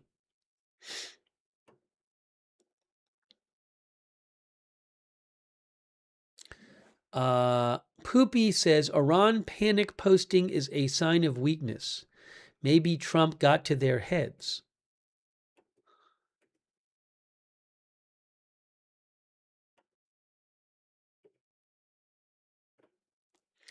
I was trying to find the, I can't find it right now. I was trying to find the original post about them collecting tolls, but not going to worry about it at the moment.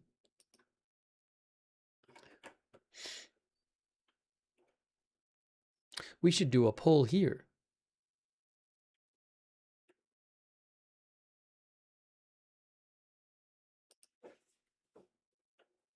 Brent crude oil is over 106, by the way.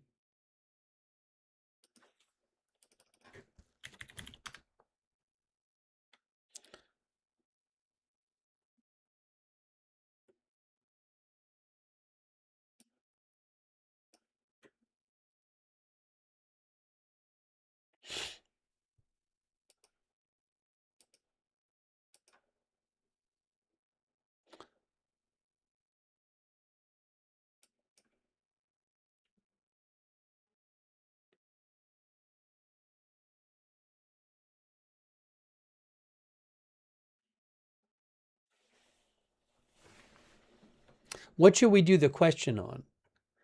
I'm trying to think what would be a good one. Hang on here. Hang on.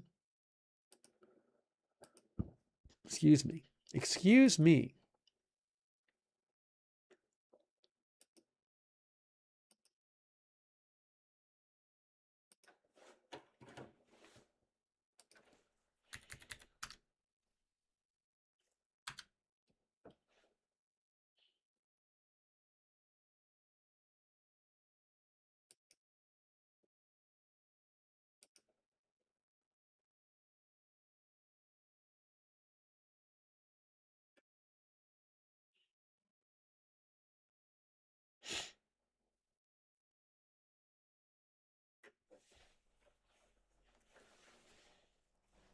I was going to do a poll on whether there would be fighting.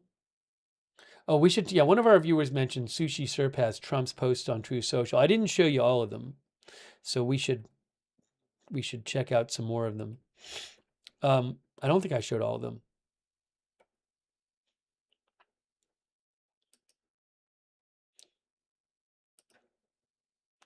By the way, he posted this about 3 hours ago.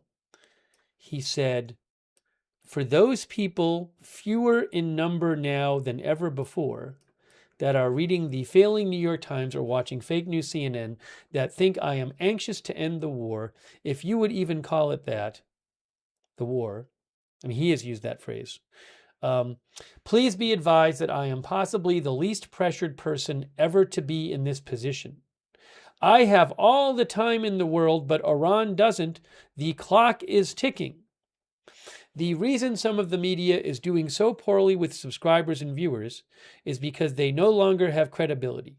Iran's navy is lying at the bottom of the sea. Their air force is demolished. Their anti-aircraft and radar weaponry is gone. Their leaders are no longer with us. The blockade is airtight and strong, and from there it only gets worse. Time is not on their side. A deal will only be made when it's appropriate and good for the United States of America, our allies, and in fact the rest of the world.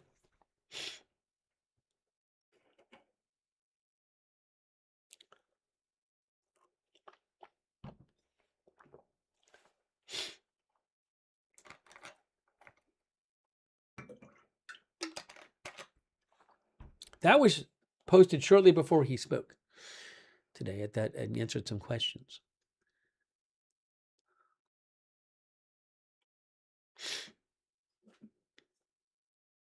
Time Tripper says tick-tock.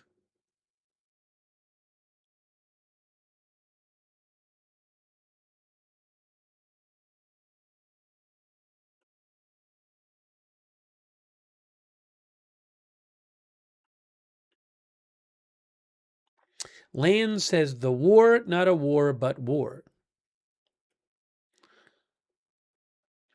Danny G says, will the U.S. attack this weekend? Oops, hold on a moment.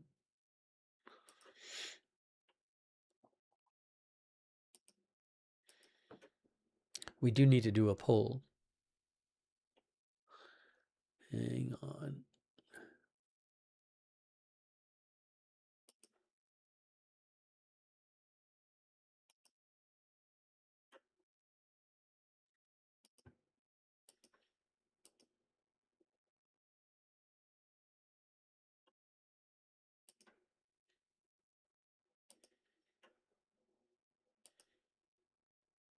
I feel like the natural thing, by the way, our viewer Raymond Thompson says, President Trump's actions matter, not his words.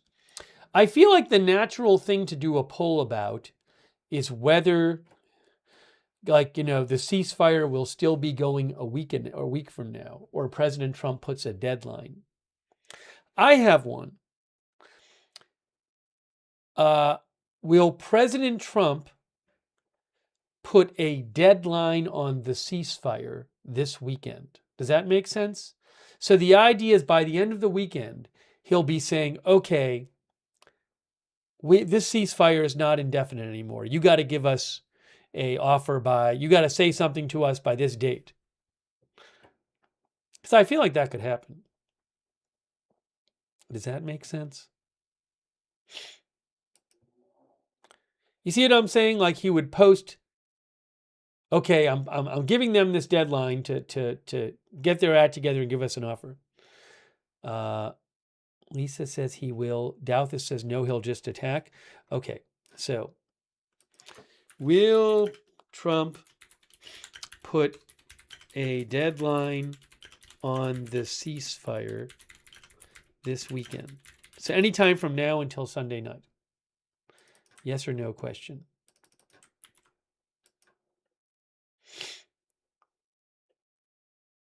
Harper Ann says, but he extends the deadlines each time. Well, that's a different point. Whatever you think about that. I'm just asking about the deadline himself, whether he sets it.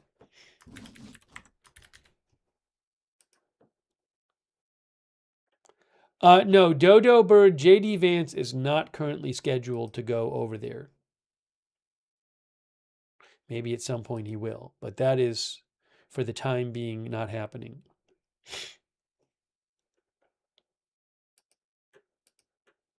Let me get this posted here. Oopsie. Hold on.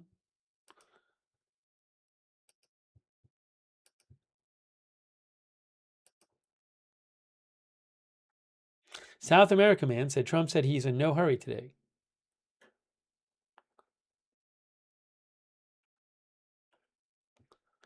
I still got to put the poll on Facebook. I'm putting it on Facebook right now. Okay, now.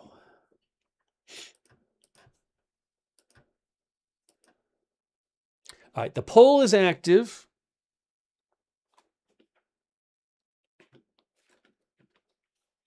You are thinking about it.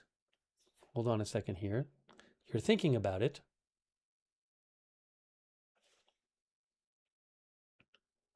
Now. Oh, President Trump just posted about the Israel, Lebanon. Hold on. Is he appearing now? President Trump is live. Hold on. President Trump is live. He's live. Wait a second. Wait a moment here. Talking about Israel and Lebanon. Well, thank you very much. And I'm told this is a rather historic meeting because these countries have been bordering each other for many, many years, and it doesn't happen much, although they like each other. I found that out today, and I've sort of heard about that. They actually like each other, Lebanon and Israel. And we had a great meeting with the very high officials of Lebanon and very high officials of Israel, and we think that the president of Lebanon and the prime minister of Israel over the next couple of weeks will be coming here. They've agreed to an additional 3 weeks of, no firing, ceasefire. 3 weeks of ceasefire additional. We hope that happens. It's not going to happen between them, but they do have Hezbollah to think about.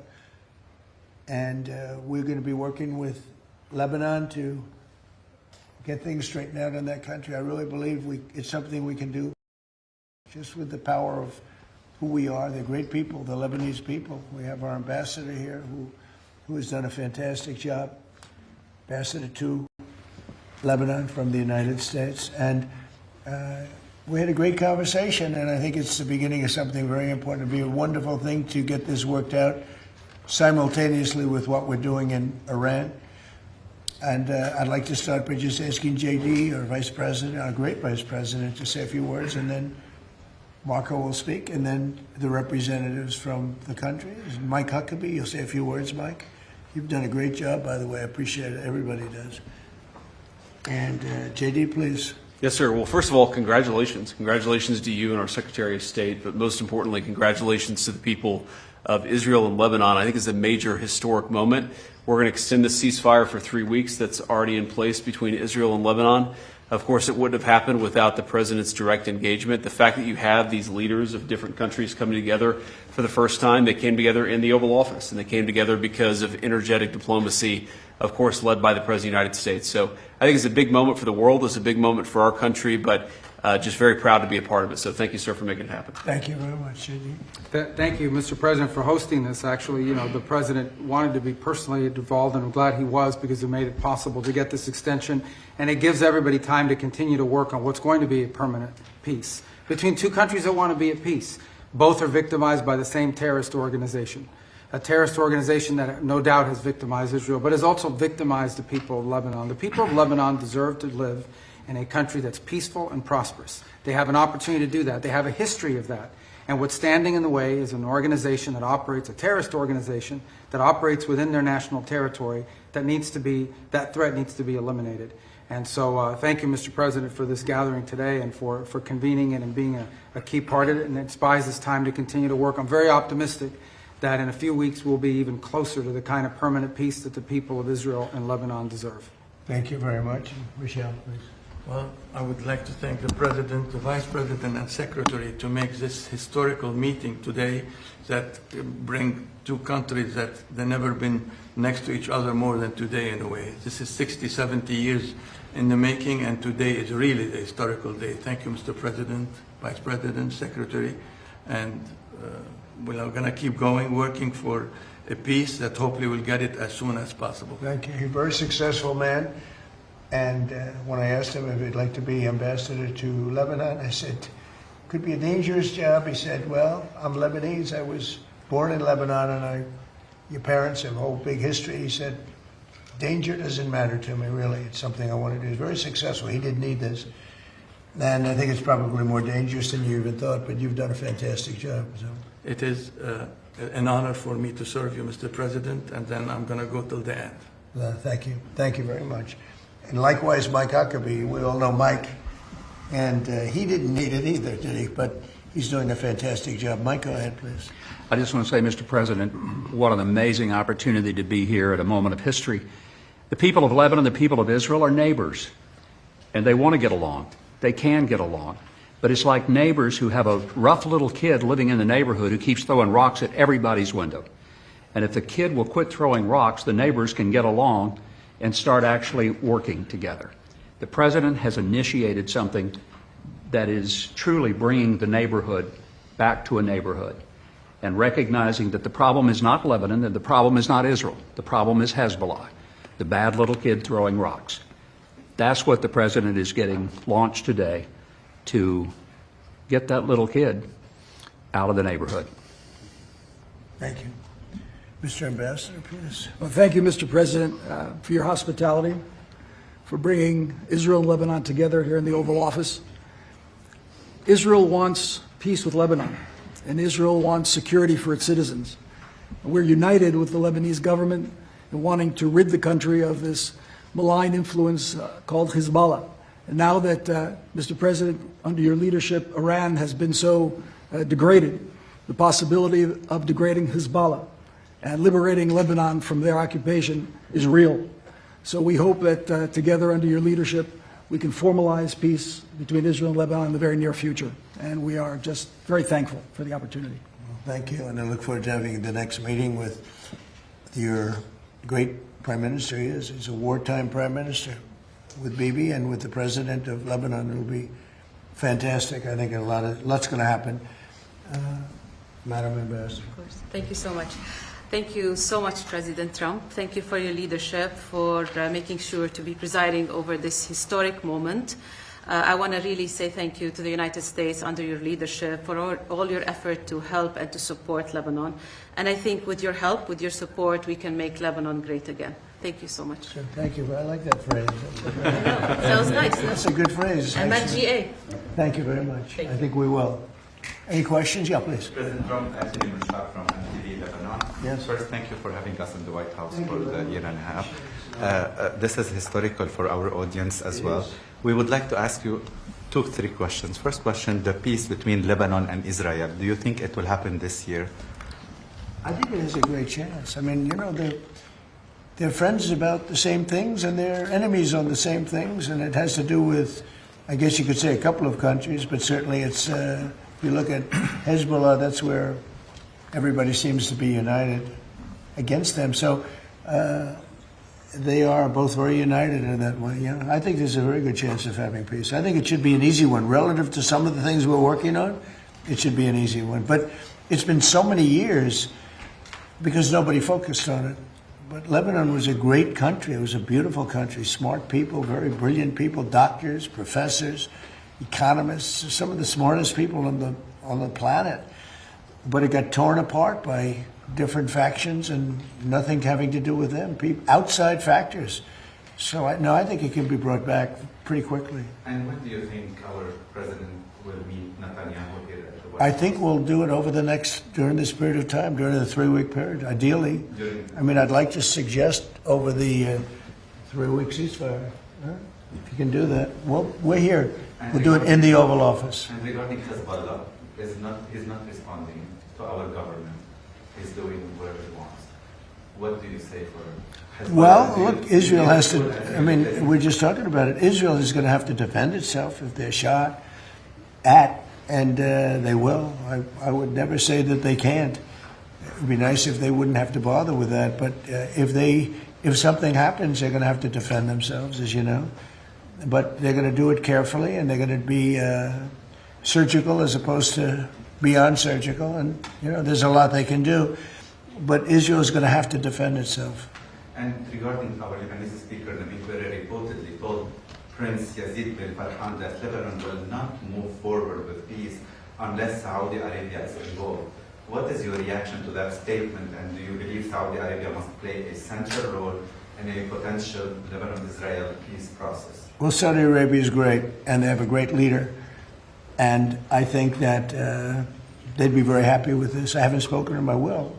This happened very quickly. But Saudi Arabia is going to be, they're great people, a great place, incredible place. I know it very well. but I know the leader very well, and he'd want to see something like this happen. He's a tremendous guy. Okay? Sir, and make Lebanon great again. This is our slogan on MTV Lebanon. Make America great again. And make About what? Lebanon great again. It's our slogan on MTV Lebanon that all the Lebanese and our audience are putting hope on you, Mr. President. Make Lebanon great Make again. Lebanon great again. It's a good slogan. It worked for here. I think it's maybe the greatest political slogan in the history of the world, make America great again. But, you know, we're great now, so I will never say that we won't use that slogan, MAGA. But we have another one, America is back. Where's that hat? Does anybody have it? No, yeah, that's the old one, and then show them the new one. And we're never changing MAGA. I don't have the courage to change MAGA. Make America great again. But, you know, we're great now. We're the hottest country anywhere in the world. We're the most powerful country in the world by far. And we suffered years of abuse by people that were grossly incompetent, like Biden, like Obama. Obama was incompetent. He was a great divider. And we're a great country again. We're respected all over the world. That's why this happened so fast. I mean, it can happen fast. Thank you. Sir, the funding that Hezbollah gets from Iran, is Iran going to have to cut that off to do a deal with you? Yeah, they'll have to cut that That's off. a must for you. Yeah, sure. That's a must, yeah. Mr. President, apparently there was a special forces soldier who was involved in the capture of Venezuelan President Maduro, who was arrested by federal authorities today on suspicion of insider trading and betting on Polymarket. Are you concerned that federal employees are betting on these prediction markets and potentially getting rich? Well, I don't know about it, but was he betting that they would get him or they wouldn't get him? It sounds like he was betting on his removal from office, that Maduro would be removed. Well, that's it sounds like interesting. he was involved in the operation. That's like Pete Rose betting on his own team. It's a little like Pete Rose. Pete Rose, they kept him out of the Hall of Fame because he bet on his own team. Now, if he bet against his team, that would be no good, but he bet on his own team. I'll look into it, yeah? There are also bets that are being placed as well on the Iran conflict, too, and there have been some trackings where people suspect that there's insider trading happening on these prediction markets around the war. Are you concerned? Well, you know, the whole world, unfortunately, has become somewhat of a casino. And you look at what's going on all over the world, in Europe and every place they're doing these betting things. I was never much in favor of it. I don't like it conceptually, but it is what it is. No, I think that I'm not happy with any of that stuff, but they have all these different sites. They have predictive markets. It's a crazy world. It's a much different world than it was.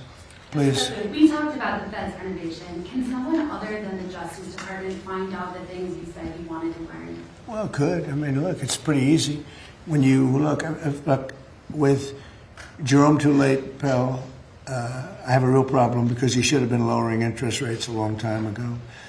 And despite that, we fought through it, and we have the greatest economy we've ever had. You take a look. I mean, I don't know what the market is today, but we've broken every record over the last few days. And this is during a military operation or a war, whatever you want to call it. It makes no difference as far as I'm concerned.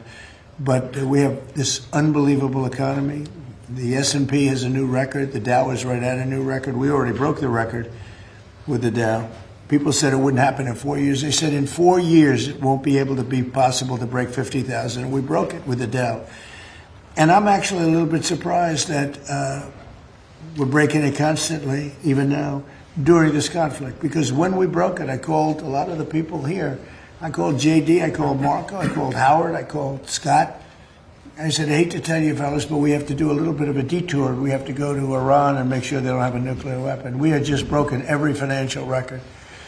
And the amazing thing is we continued to break them even during the war. Now, fuel went up, but I thought it would have gone up much more.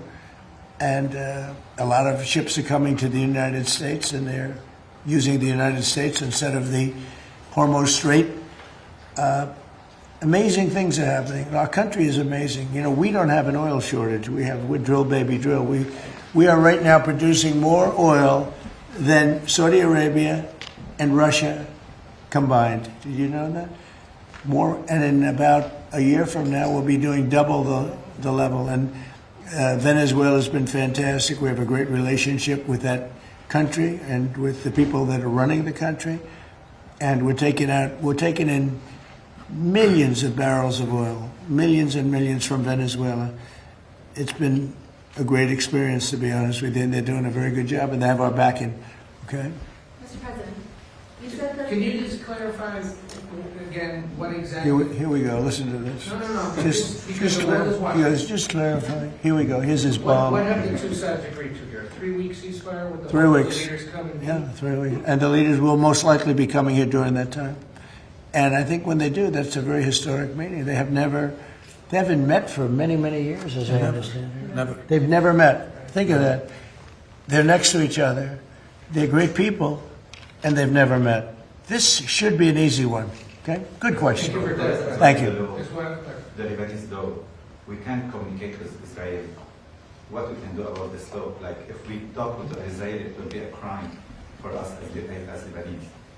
And this is a question on behalf of... How is it a crime? How? And the Lebanese law, it's a crime. They put you in Well, I think we have to end that. Yeah. Okay, that's something we're going to have to end. I'd never heard of that. But that's a good start. It's a crime to talk with Israel. Well, I'm pretty sure that that'll be ended very quickly. Okay? I'll make sure of that. And I know Lebanon doesn't want that. We'll end up... will you work on that, please, everybody? That's crazy. The ship that was captured on Monday, you said there was a gift for the Iranians in it. What was that in that ship? One from China? Yeah, well, we have, that's very top secret.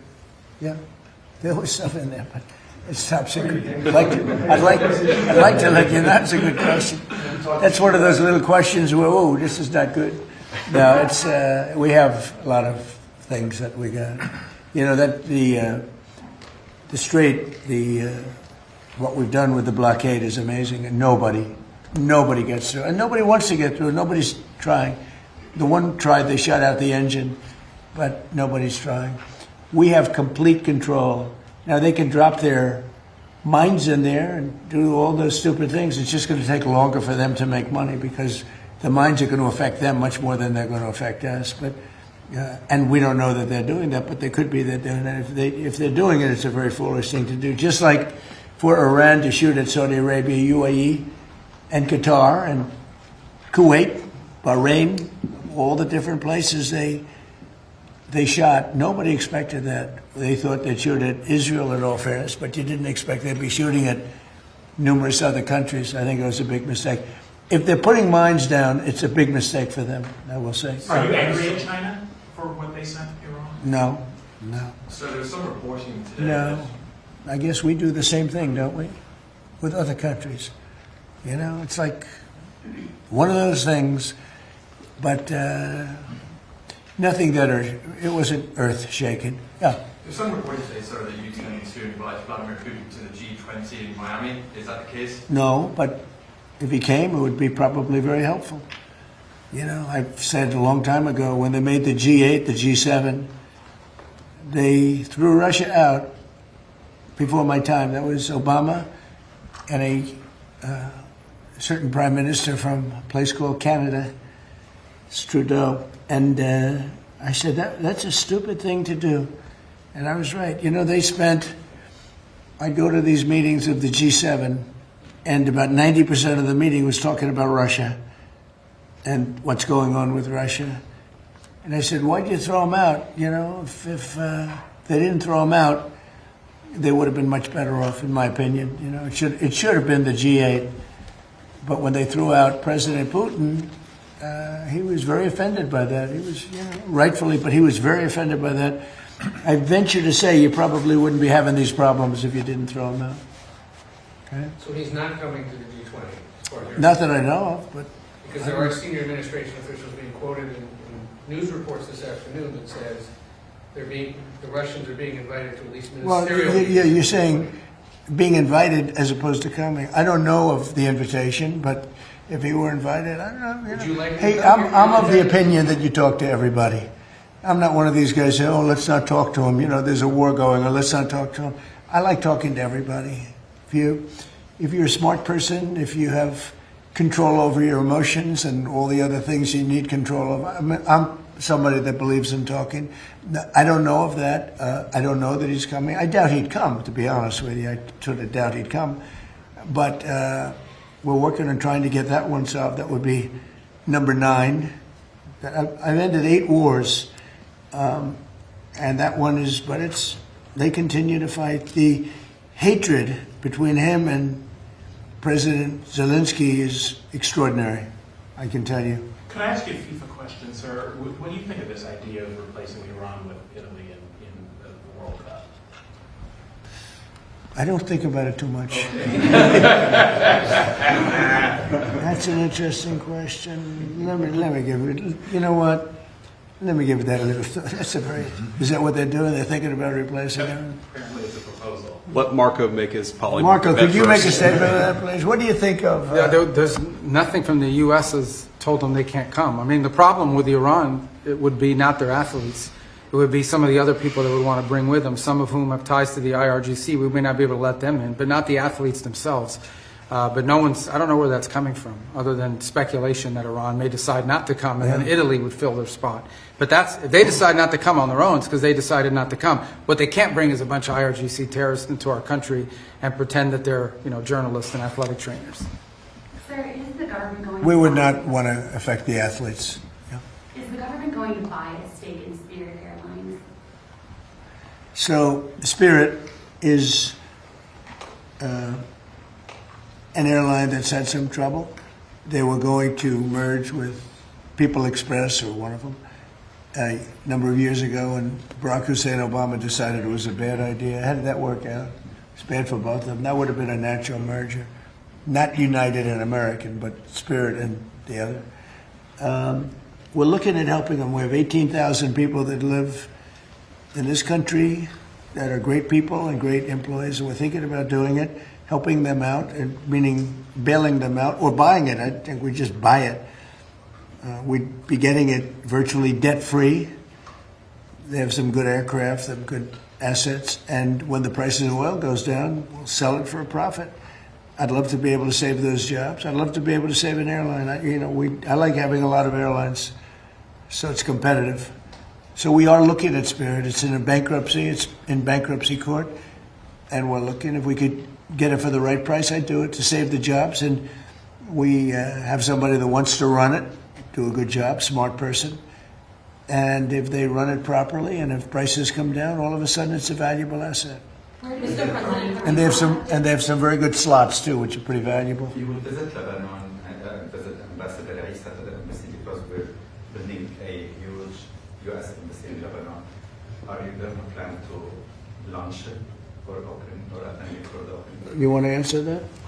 Well, we're working on it. It's not done yet, but once it's done, I will ask the president to come and cut the ribbon. We'd love to have you, Mr. President. I have no objection to that. Go ahead, please. In the UK today, they've just announced a total of $1.3 billion in return from digital service tax, which you in the past have called an unfair tax on American companies. You know it very well. You previously called for investigations, but so far as we can tell, there has been none. Would you call So what tax is this? A digital service tax is the kind of making it a tech tax or big tech tax that kind of. You mean they're going to put a tax on basically American companies? It's already there, sir. Did you say the UK? Yes, sir. They made $1.3 billion last year. So is that something you would kind of investigate, call for it to be scrapped, have a look at? We don't like it when they target American companies, because basically you're talking about our great American companies. And whether we like those companies or don't like them, they're American companies. And they're the top companies in the world. And we've been looking at it. UK did it, a couple of other people did it. They think they're going to make an easy buck. That's why they've all taken advantage of our country. They don't take advantage of it. No, we've been looking at it, and we can meet that very easily by just putting a big tariff on the UK, so they better be careful. If they don't drop the tax, we'll probably put a big tariff on the UK. Or if they expect 5%, 10%, something similar. Whatever, I mean, more than what they're getting. They shouldn't be doing that. All that's doing is really targeting great companies, but they're our companies. It's like us targeting their companies, which we could do very easily. But you don't have big companies like that. You don't have those great companies. Not fair. I have an obligation to protect our companies. That's how they became great. And they become great during my administration. My first 4 years, we had the best economy in history of my first 4 years. And this will blow it away. Look at it. During a war, we have the highest stock market. during a war. It's not a big war for us, but it's a war. And during a war, we have the highest stock market. I have to protect this country. So if they want to do the service tax, France did it also, and some others. And literally, I have a meeting after this having to do with that exact question. And what we'll do is we'll reciprocate by putting something on that's equal or greater than what they're doing. And they won't be happy about that.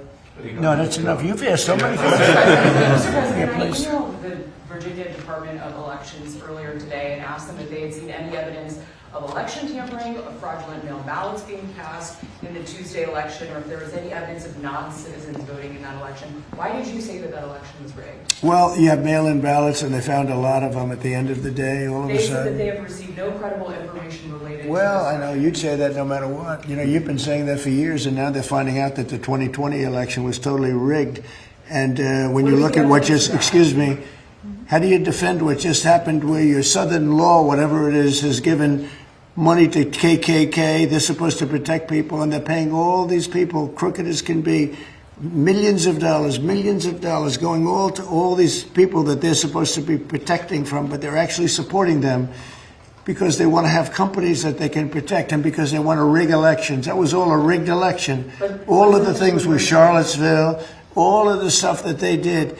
And you won't bring that up, but you'll bring up some nonsense. Let me tell you, the election, we were winning all day long. It's a totally horrible situation. Hopefully the courts will overturn it, what they did in Virginia. You have a grossly incompetent governor. You had a very good governor. He did a good job. All those companies that want to move into Virginia now, they want to move out and go to a different location.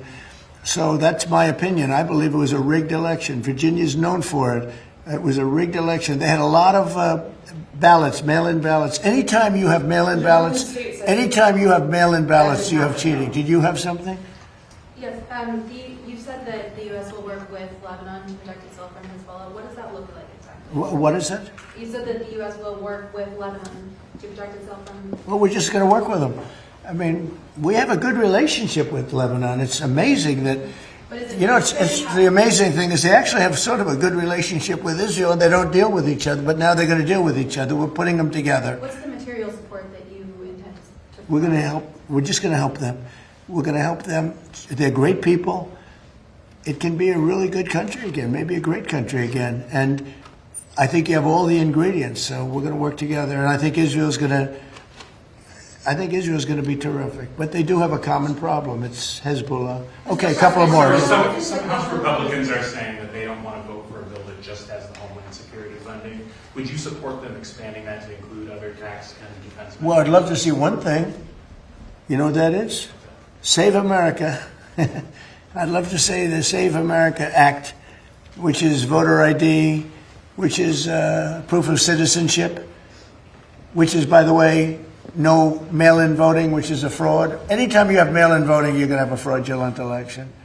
But I'd leave it for military, mail-in voting for military, for people that are sick, for people that are traveling, like business or whatever, different things. But disability, where they have a problem. But no mail-in ballots. We added a couple of things. No men playing in women's sports. It's unrelated, but it's a popular thing. And no transgender mutilization of our children. So that's it. Thank you very much, everybody. Thank you, President. Thank you, Press. Thank you, Press. Thank you, Press. Thank you, Press. This way, guys. Thank you, Press. Thank you, Press. This way. Thank you, guys. Keep moving. Thank you, guys. Keep going. I'll just go. Thank you. Thank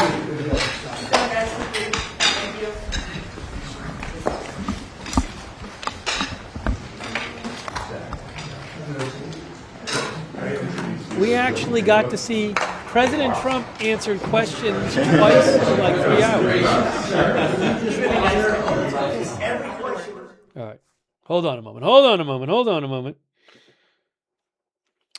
We got to see President Trump answered questions like twice in 3 hours. It just worked out that way. So Israel and Lebanon extended their ceasefire by 3 weeks. But remember, Israel is not fighting with the Lebanese government. They're fighting with Hezbollah, which is an Iran-supported group in Lebanon. Just today, last couple hours, Hezbollah fired rockets into Israel, and Israel launched airstrikes reportedly on Hezbollah targets in response. So, will this ceasefire actually work between? We have Israel and Lebanon agreeing to it, but will Hezbollah and Israel stop fighting for the next 3 weeks? We'll have to see. We had just started a poll, and I want to mention that in a little bit. Just to repeat what I said, I have this college reunion event this weekend, so I don't even know if I'm going to be on the air the next 2 days. We'll see what happens. If there's something extremely urgent, I'll try to get on the air, and I have some stuff tonight, so we're going to go a little while longer here. But I want to mention before we get to the poll. Well, first, I want to mention a story that just came out. But first of all, thank you to David L. Upton for your support and for the memberships. Also, Daisy Clementine Love, thank you. BJax111, who says, Trump does not need to set a deadline. The blockade will result in Iran capping oil wells within a week. BJax thinks that will be permanent infrastructure destruction. Again, I've said again and again and again, I'm not aware that this will lead to some catastrophic destruction with Iran's oil, but we'll have to talk about that more in the future. But thank you so much, BJax111. The Bison Returns, who says no one takes Trump's ceasefires seriously. Also, thanks to Treasure Please and Haley Girl for your support. And I want to mention this story that came out. ABC News, I think CNN is reporting this too. ABC News reports that the federal authorities today have arrested a special forces soldier who took part in the capture of Maduro for allegedly making $400,000 in profit by betting on Maduro's removal from office. The soldier allegedly made a series of bets and made more than $409,000. And one of the things that ABC said is that in the hours before President Trump announced Maduro's capture, the commando bet more than $33,000 on Polymarket. And again, I believe CNN is also reporting that. ABC News is definitely reporting it. Yes, CNN is also reporting it. Let's see. Hold on.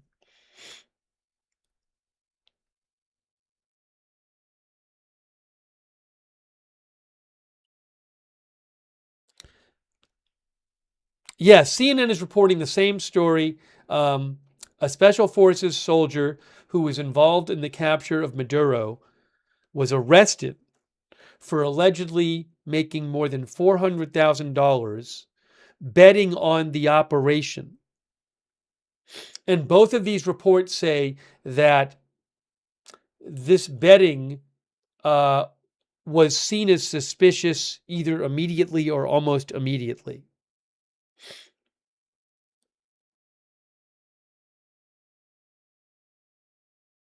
CNN said one of the bets was a bet of $32,000 that Maduro would be out by January.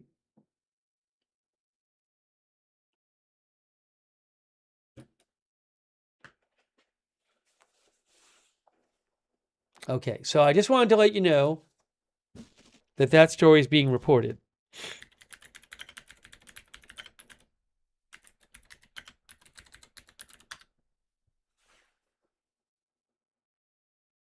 Oh, I got the press release. I have the press release. U.S. soldier charged with using classified information to profit from prediction market bets. Wow. Hold on a second here.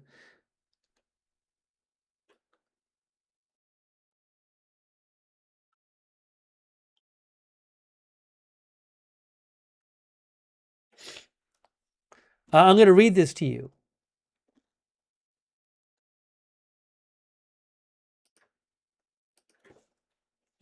Hang on. I have the actual press release.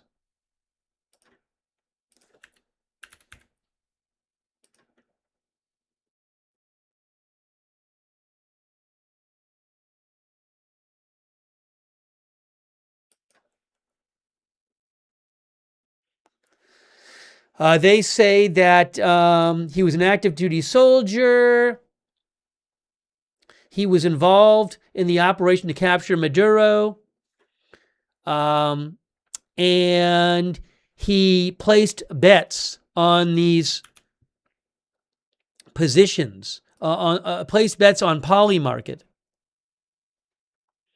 And he sent most of his proceeds to a foreign cryptocurrency vault. Hang on.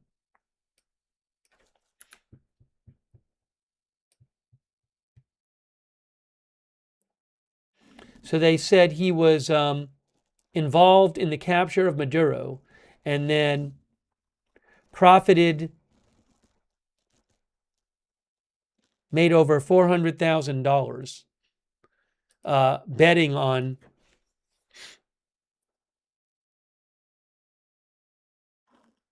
what would happen.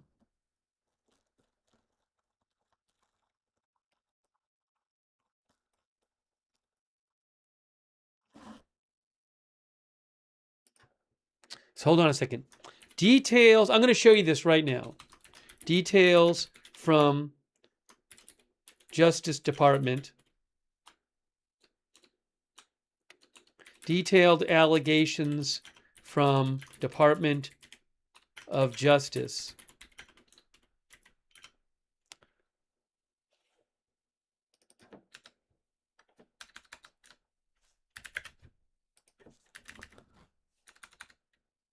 Which has charged, alleging that a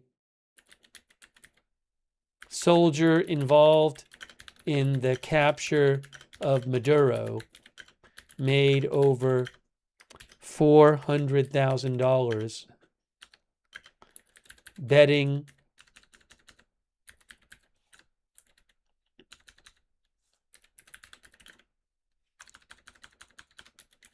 placing bets related to the operation.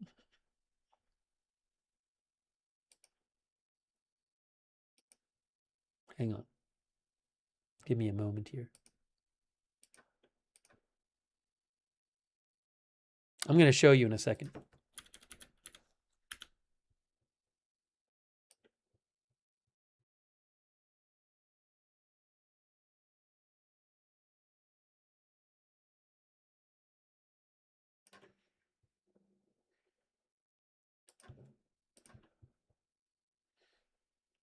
He was betting on things like U.S. forces in Venezuela by blank, Maduro out by blank, U.S. invades Venezuela.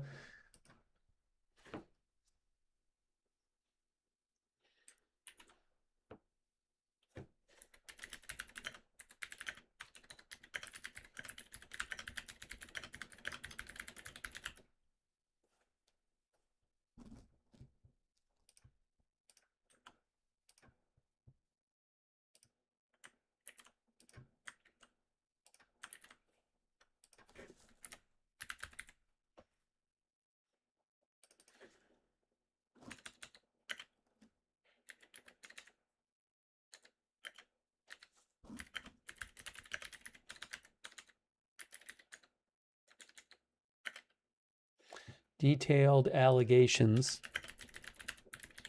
from Department of Justice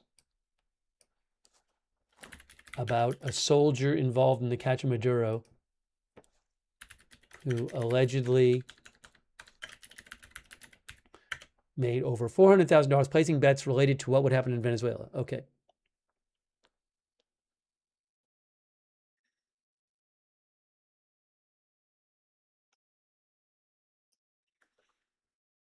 All right, I'm going to show you right now. Hang on. Is the poll still going? I'm going to leave the poll up for now. I guess it's still going, but let me just talk about this real quick. Okay, this is what the Department of Justice says. They say Gannon Ken Van Dyke. Gannon Ken Van Dyke, a U.S. Army soldier, has been charged with unlawful use of confidential government information for personal gain. and theft of non-public government information, commodities fraud, wire fraud, and making an unlawful monetary transaction. Hold on a second here. Give me one more second.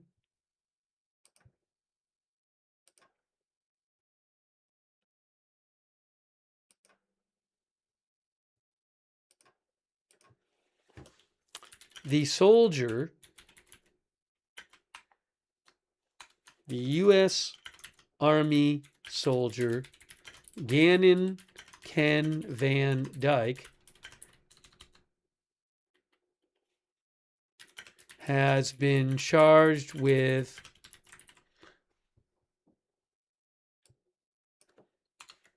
unlawful use of confidential information for personal gain, theft of non-public government information, commodities fraud, wire fraud, and making an unlawful monetary transaction.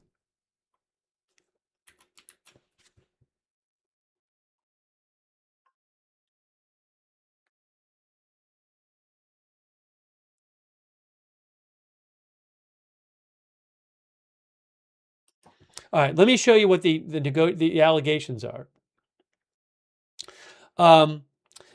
Van Dyke has been an active duty soldier in the, this is from the Department of Justice.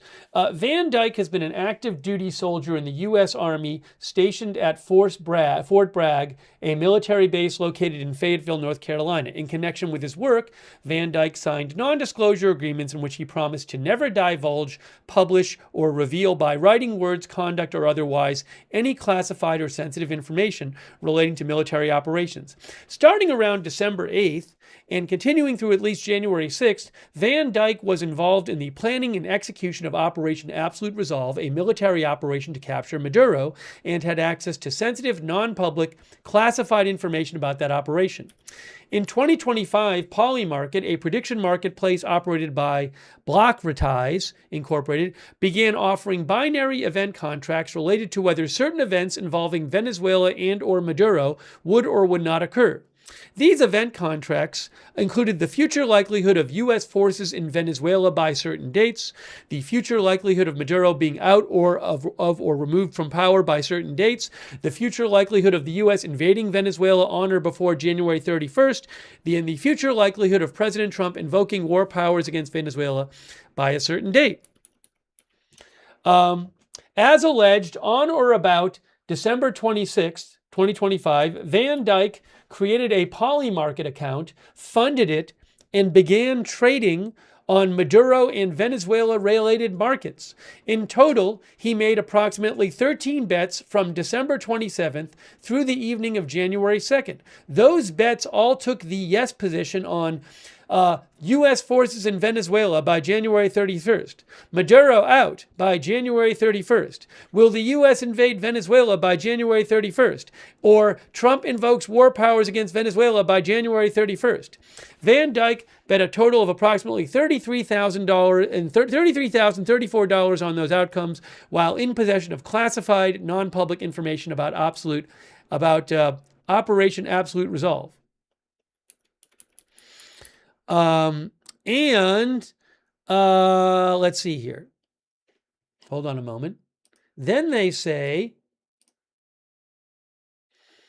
in the pre-dawn hours of January 3rd, 2026, U.S. Special Forces apprehended Maduro and his wife at a residence in Caracas, Venezuela, and hours later, the President of the United States announced a successful operation. Following the president's public announcement, Polymarket resolved several Maduro and Venezuela-related contracts to yes, including the markets Maduro out by January 31st, 2026, and U.S. forces in Venezuela by January 31st, 2026.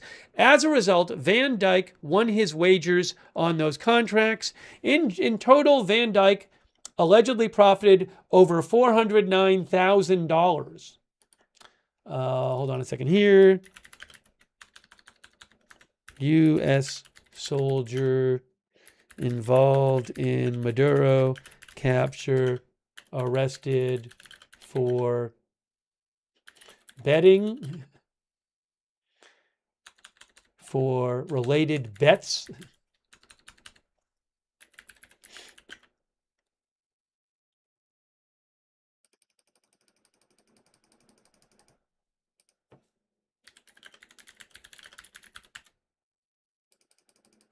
Okay, here we go. Arrested. Let me just show you this. I want to just make sure I had the right headline up there. And then it says, so he made over $400,000 following his successful trading relating to Maduro and Venezuela-related contracts. Van Dyke allegedly sent most of his proceeds to a foreign cryptocurrency vault before depositing them into a newly created online brokerage account. The same day of the operation, he withdrew the majority of his allegedly unlawful proceeds from his Polymarket account. Shortly after the announcement of Operation Absolute Resolve, reports of unusual trading in Maduro-related contracts on Polymarket appeared in the press and social media. Van Dyke then took steps to conceal his identity as the trader in the Maduro and Venezuela-related markets. On or about January 6, for example, he asked Polymarket to delete his Polymarket account, falsely claiming he had lost access to the email address to which the account had been associated. That same day, he changed the email registered to his cryptocurrency exchange account to an email address that was not subscribed to his name in his name, and which he had created on or about December 14th. He is charged with 3 counts of violating the Commodity Exchange Act, each of which carries a maximum sentence of 10 years in prison, 1 count of wire fraud, which carries a maximum sentence of 20 years in prison, and 1 count of unlawful monetary transaction, which carries a maximum sentence of 10 years in prison. The maximum potential sentences in this case are prescribed by Congress and provided here for informational purposes only, as any sentencing of the defendant will be determined by the judge. I will post a link to this in the chat. I was just wondering about this. Altissima says Trump would pardon him. I was just thinking, is there a world in which Trump would pardon him? I don't know. He can. It's federal crimes.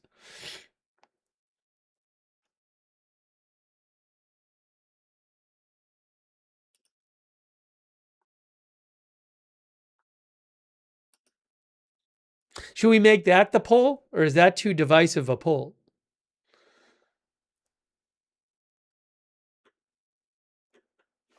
My agenda is showing? By asking the question? Okay, I guess I have an agenda by asking the question.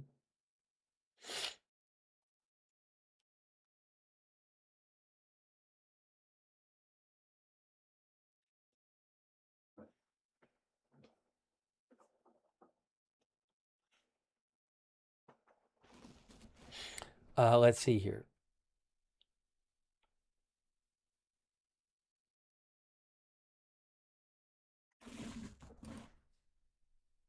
I didn't even get the result of the last poll.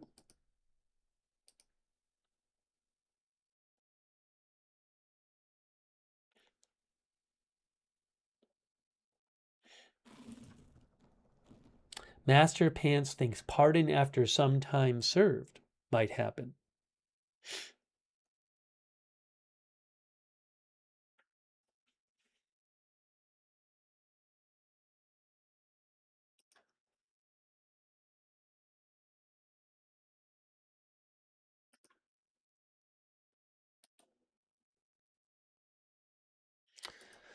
Okay. We got to do a poll question. Let's see.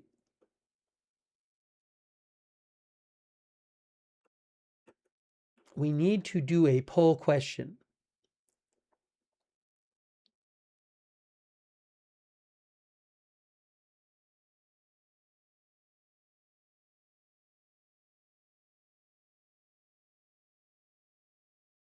Oh, hold on a second. Hey guys.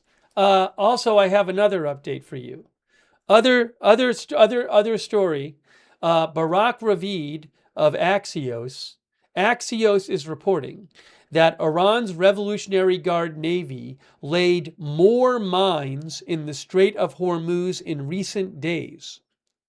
Again, the Axios is reporting that Iran Revolutionary Guard laid more mines in the Strait of Hormuz in recent days. New mines. They say this is the second time Iran has mined the strait. and it remains unclear whether all the mines from the first time have been found and cleared. And Axios claims that the U.S. military has been tracking the laying of the new mines closely and knows how many new mines Iran has deployed. Before this, experts estimated fewer than 100 had been deployed. So again, Axios is reporting that in recent days, Iran laid more mines in the Strait of Hormuz.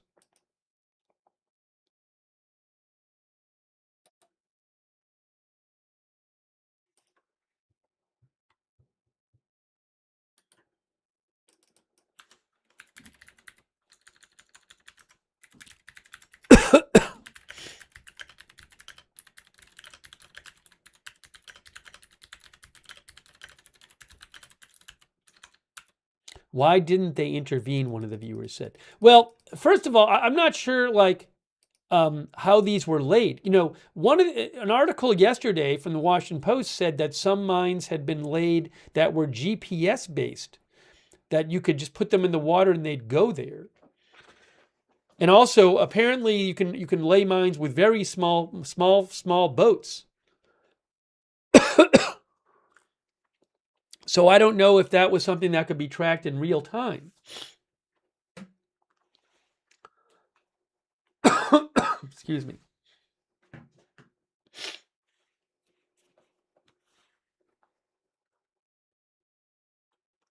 PTGR Strategies thinks the soldier is the fall guy. You mean that somebody else was involved in the betting?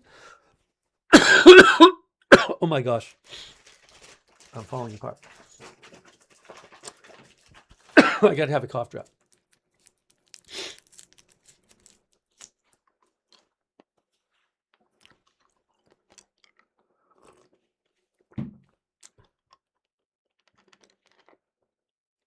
All right, let me take a few comments. We haven't even done a poll yet. I'm sorry, we did the poll and I never even checked the results.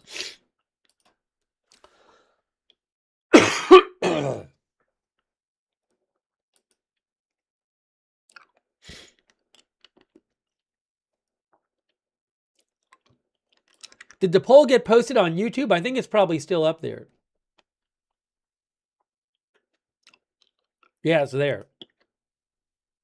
All right, I had asked you guys before. Hang on.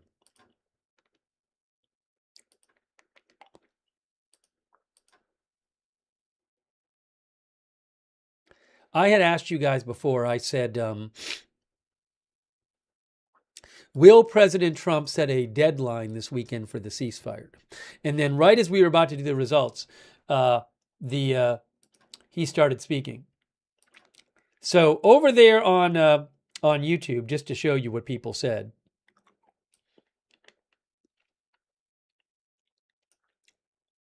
Sorry it took so long to get to this.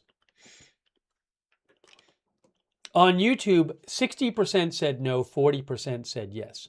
Will Trump put a deadline on the ceasefire this weekend?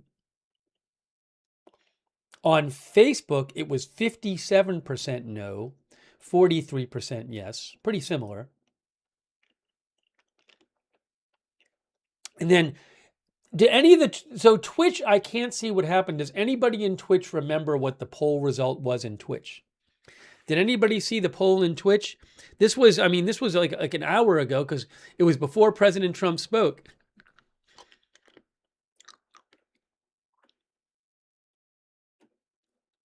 I'll post it on Twitch real quick.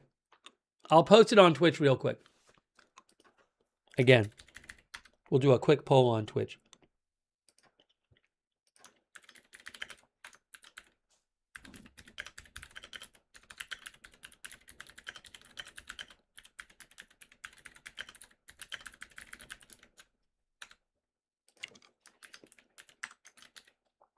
Okay. All right. Vote quickly on Twitch so I can show it on the screen.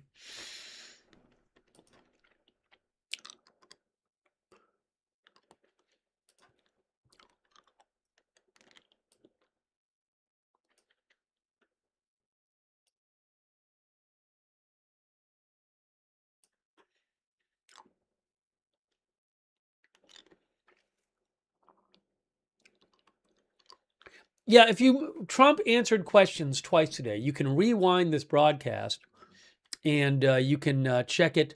You can check the broadcast from earlier if you want to rewind it and check it. Let's see what Twitch votes.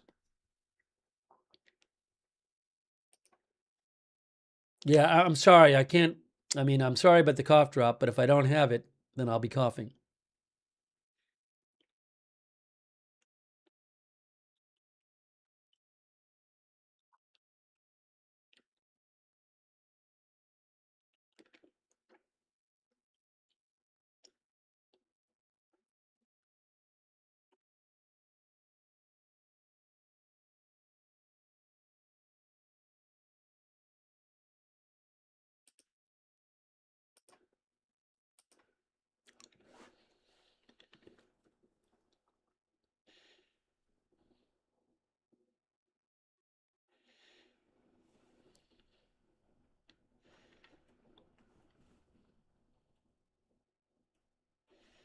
All right, Twitch says 78% say no.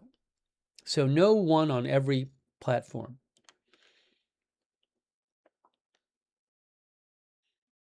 Okay. All right, here's what we're going to do. Thank you for voting in the poll.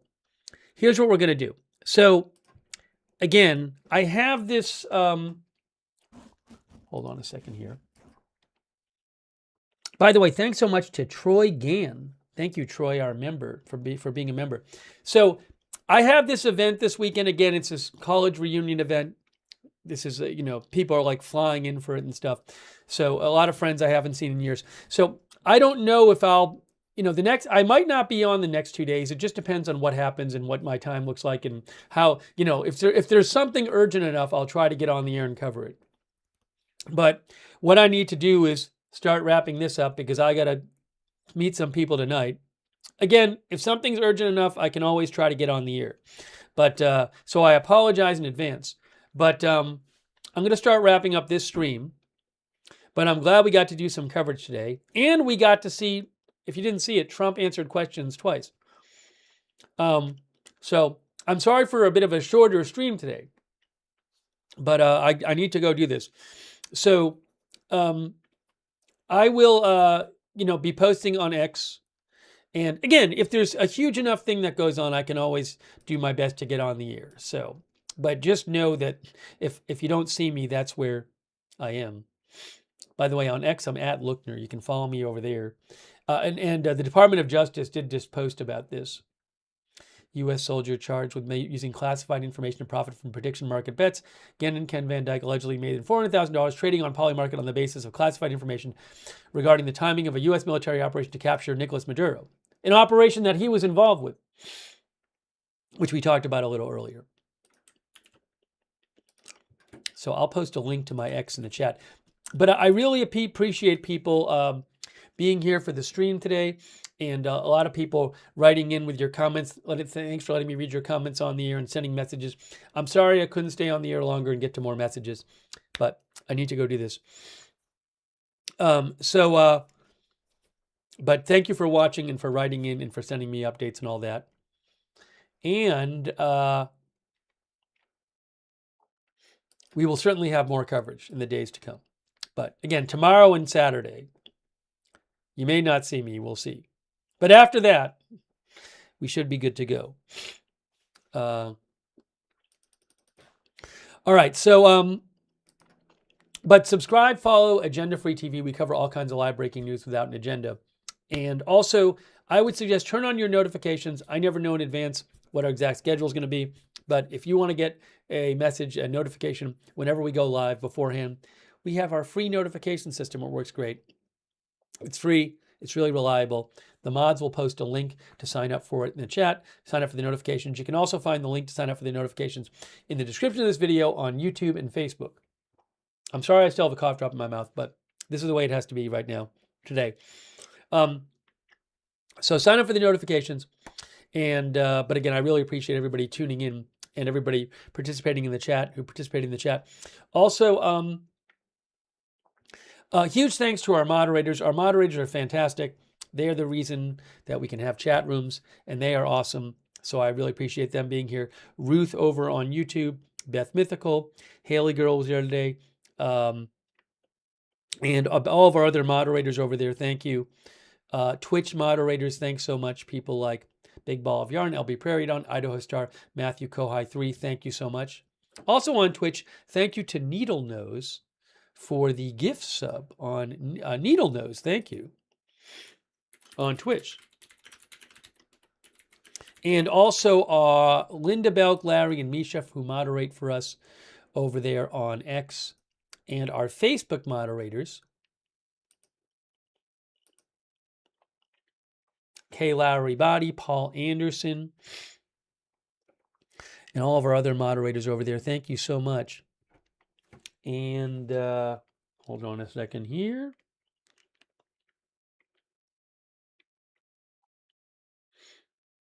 Hang on.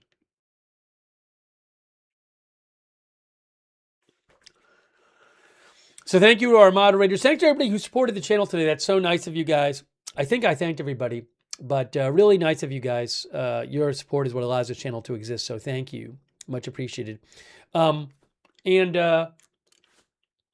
good way to find out when we're live, by the way, if you're on X, follow us on X at Agenda Free TV. I always post there before we go live. I post updates about the channel there at Agenda Free TV.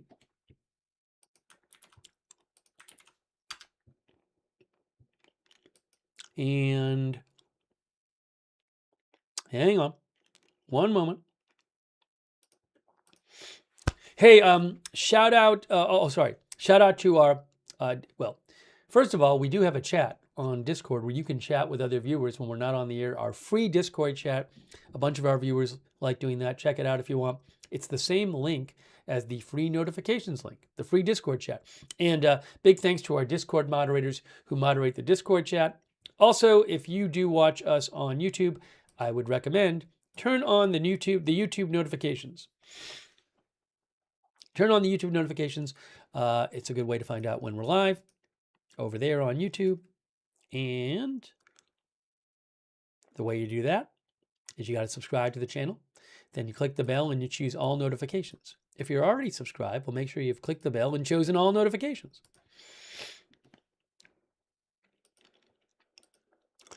Also want to shout out our Facebook subscribers like Brian Daviow and Diane Allworth, Kristen McConnell Gates, Barry Eisler,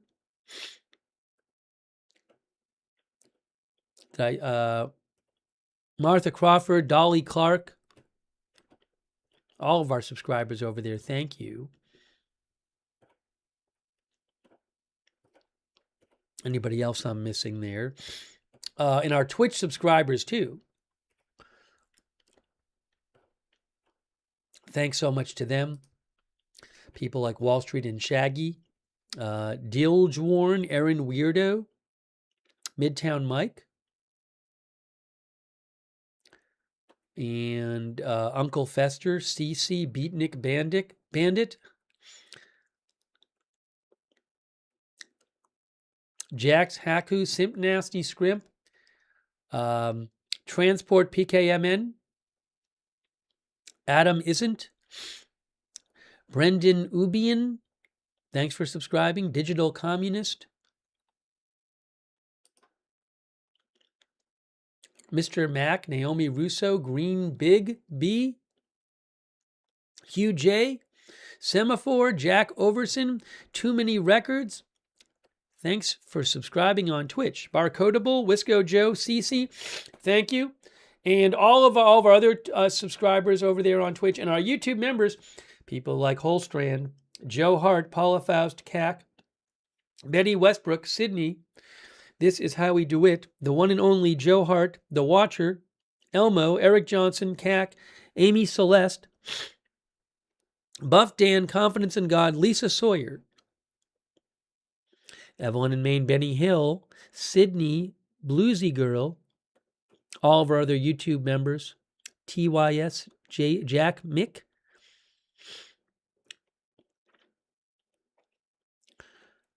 also Gene Feller, thanks for watching, Vil Glade, thanks for watching, Zelgeth, Mary McConnell, Film Collector, all of our other viewers. Appreciate you all being there. Woof Meow Ek, thank you for watching. Paratosin, Lulu, American Woman, Big Ball of Yarn. Thanks for moderating and all the other moderators there. And also Terry Rose, thanks for watching. Sarah Smile, David Carshan. Oh, Shannon Davis Hughes and Andrea Holger were moderating too. Thank you. Christy Claff, thanks for watching. All right, guys. So I'm wrapping this up. Again, next couple, Friday, Saturday, you may not see me. I'll be following the news. If there's something very urgent, I will do my best to do some coverage. But, and the same with tonight, too. The same with tonight. So, again, college reunion event this weekend with many people I've not seen for years. So, please understand if you don't see me in the next couple days at a time you think you're going to see me. But by Sunday, everything should be back to normal. All right. So that is it for now. I'll keep an eye on the situation and on the news. I appreciate you joining me. Thanks again to the mods. We'll see you soon with more live breaking news coverage right here at Agenda Free TV.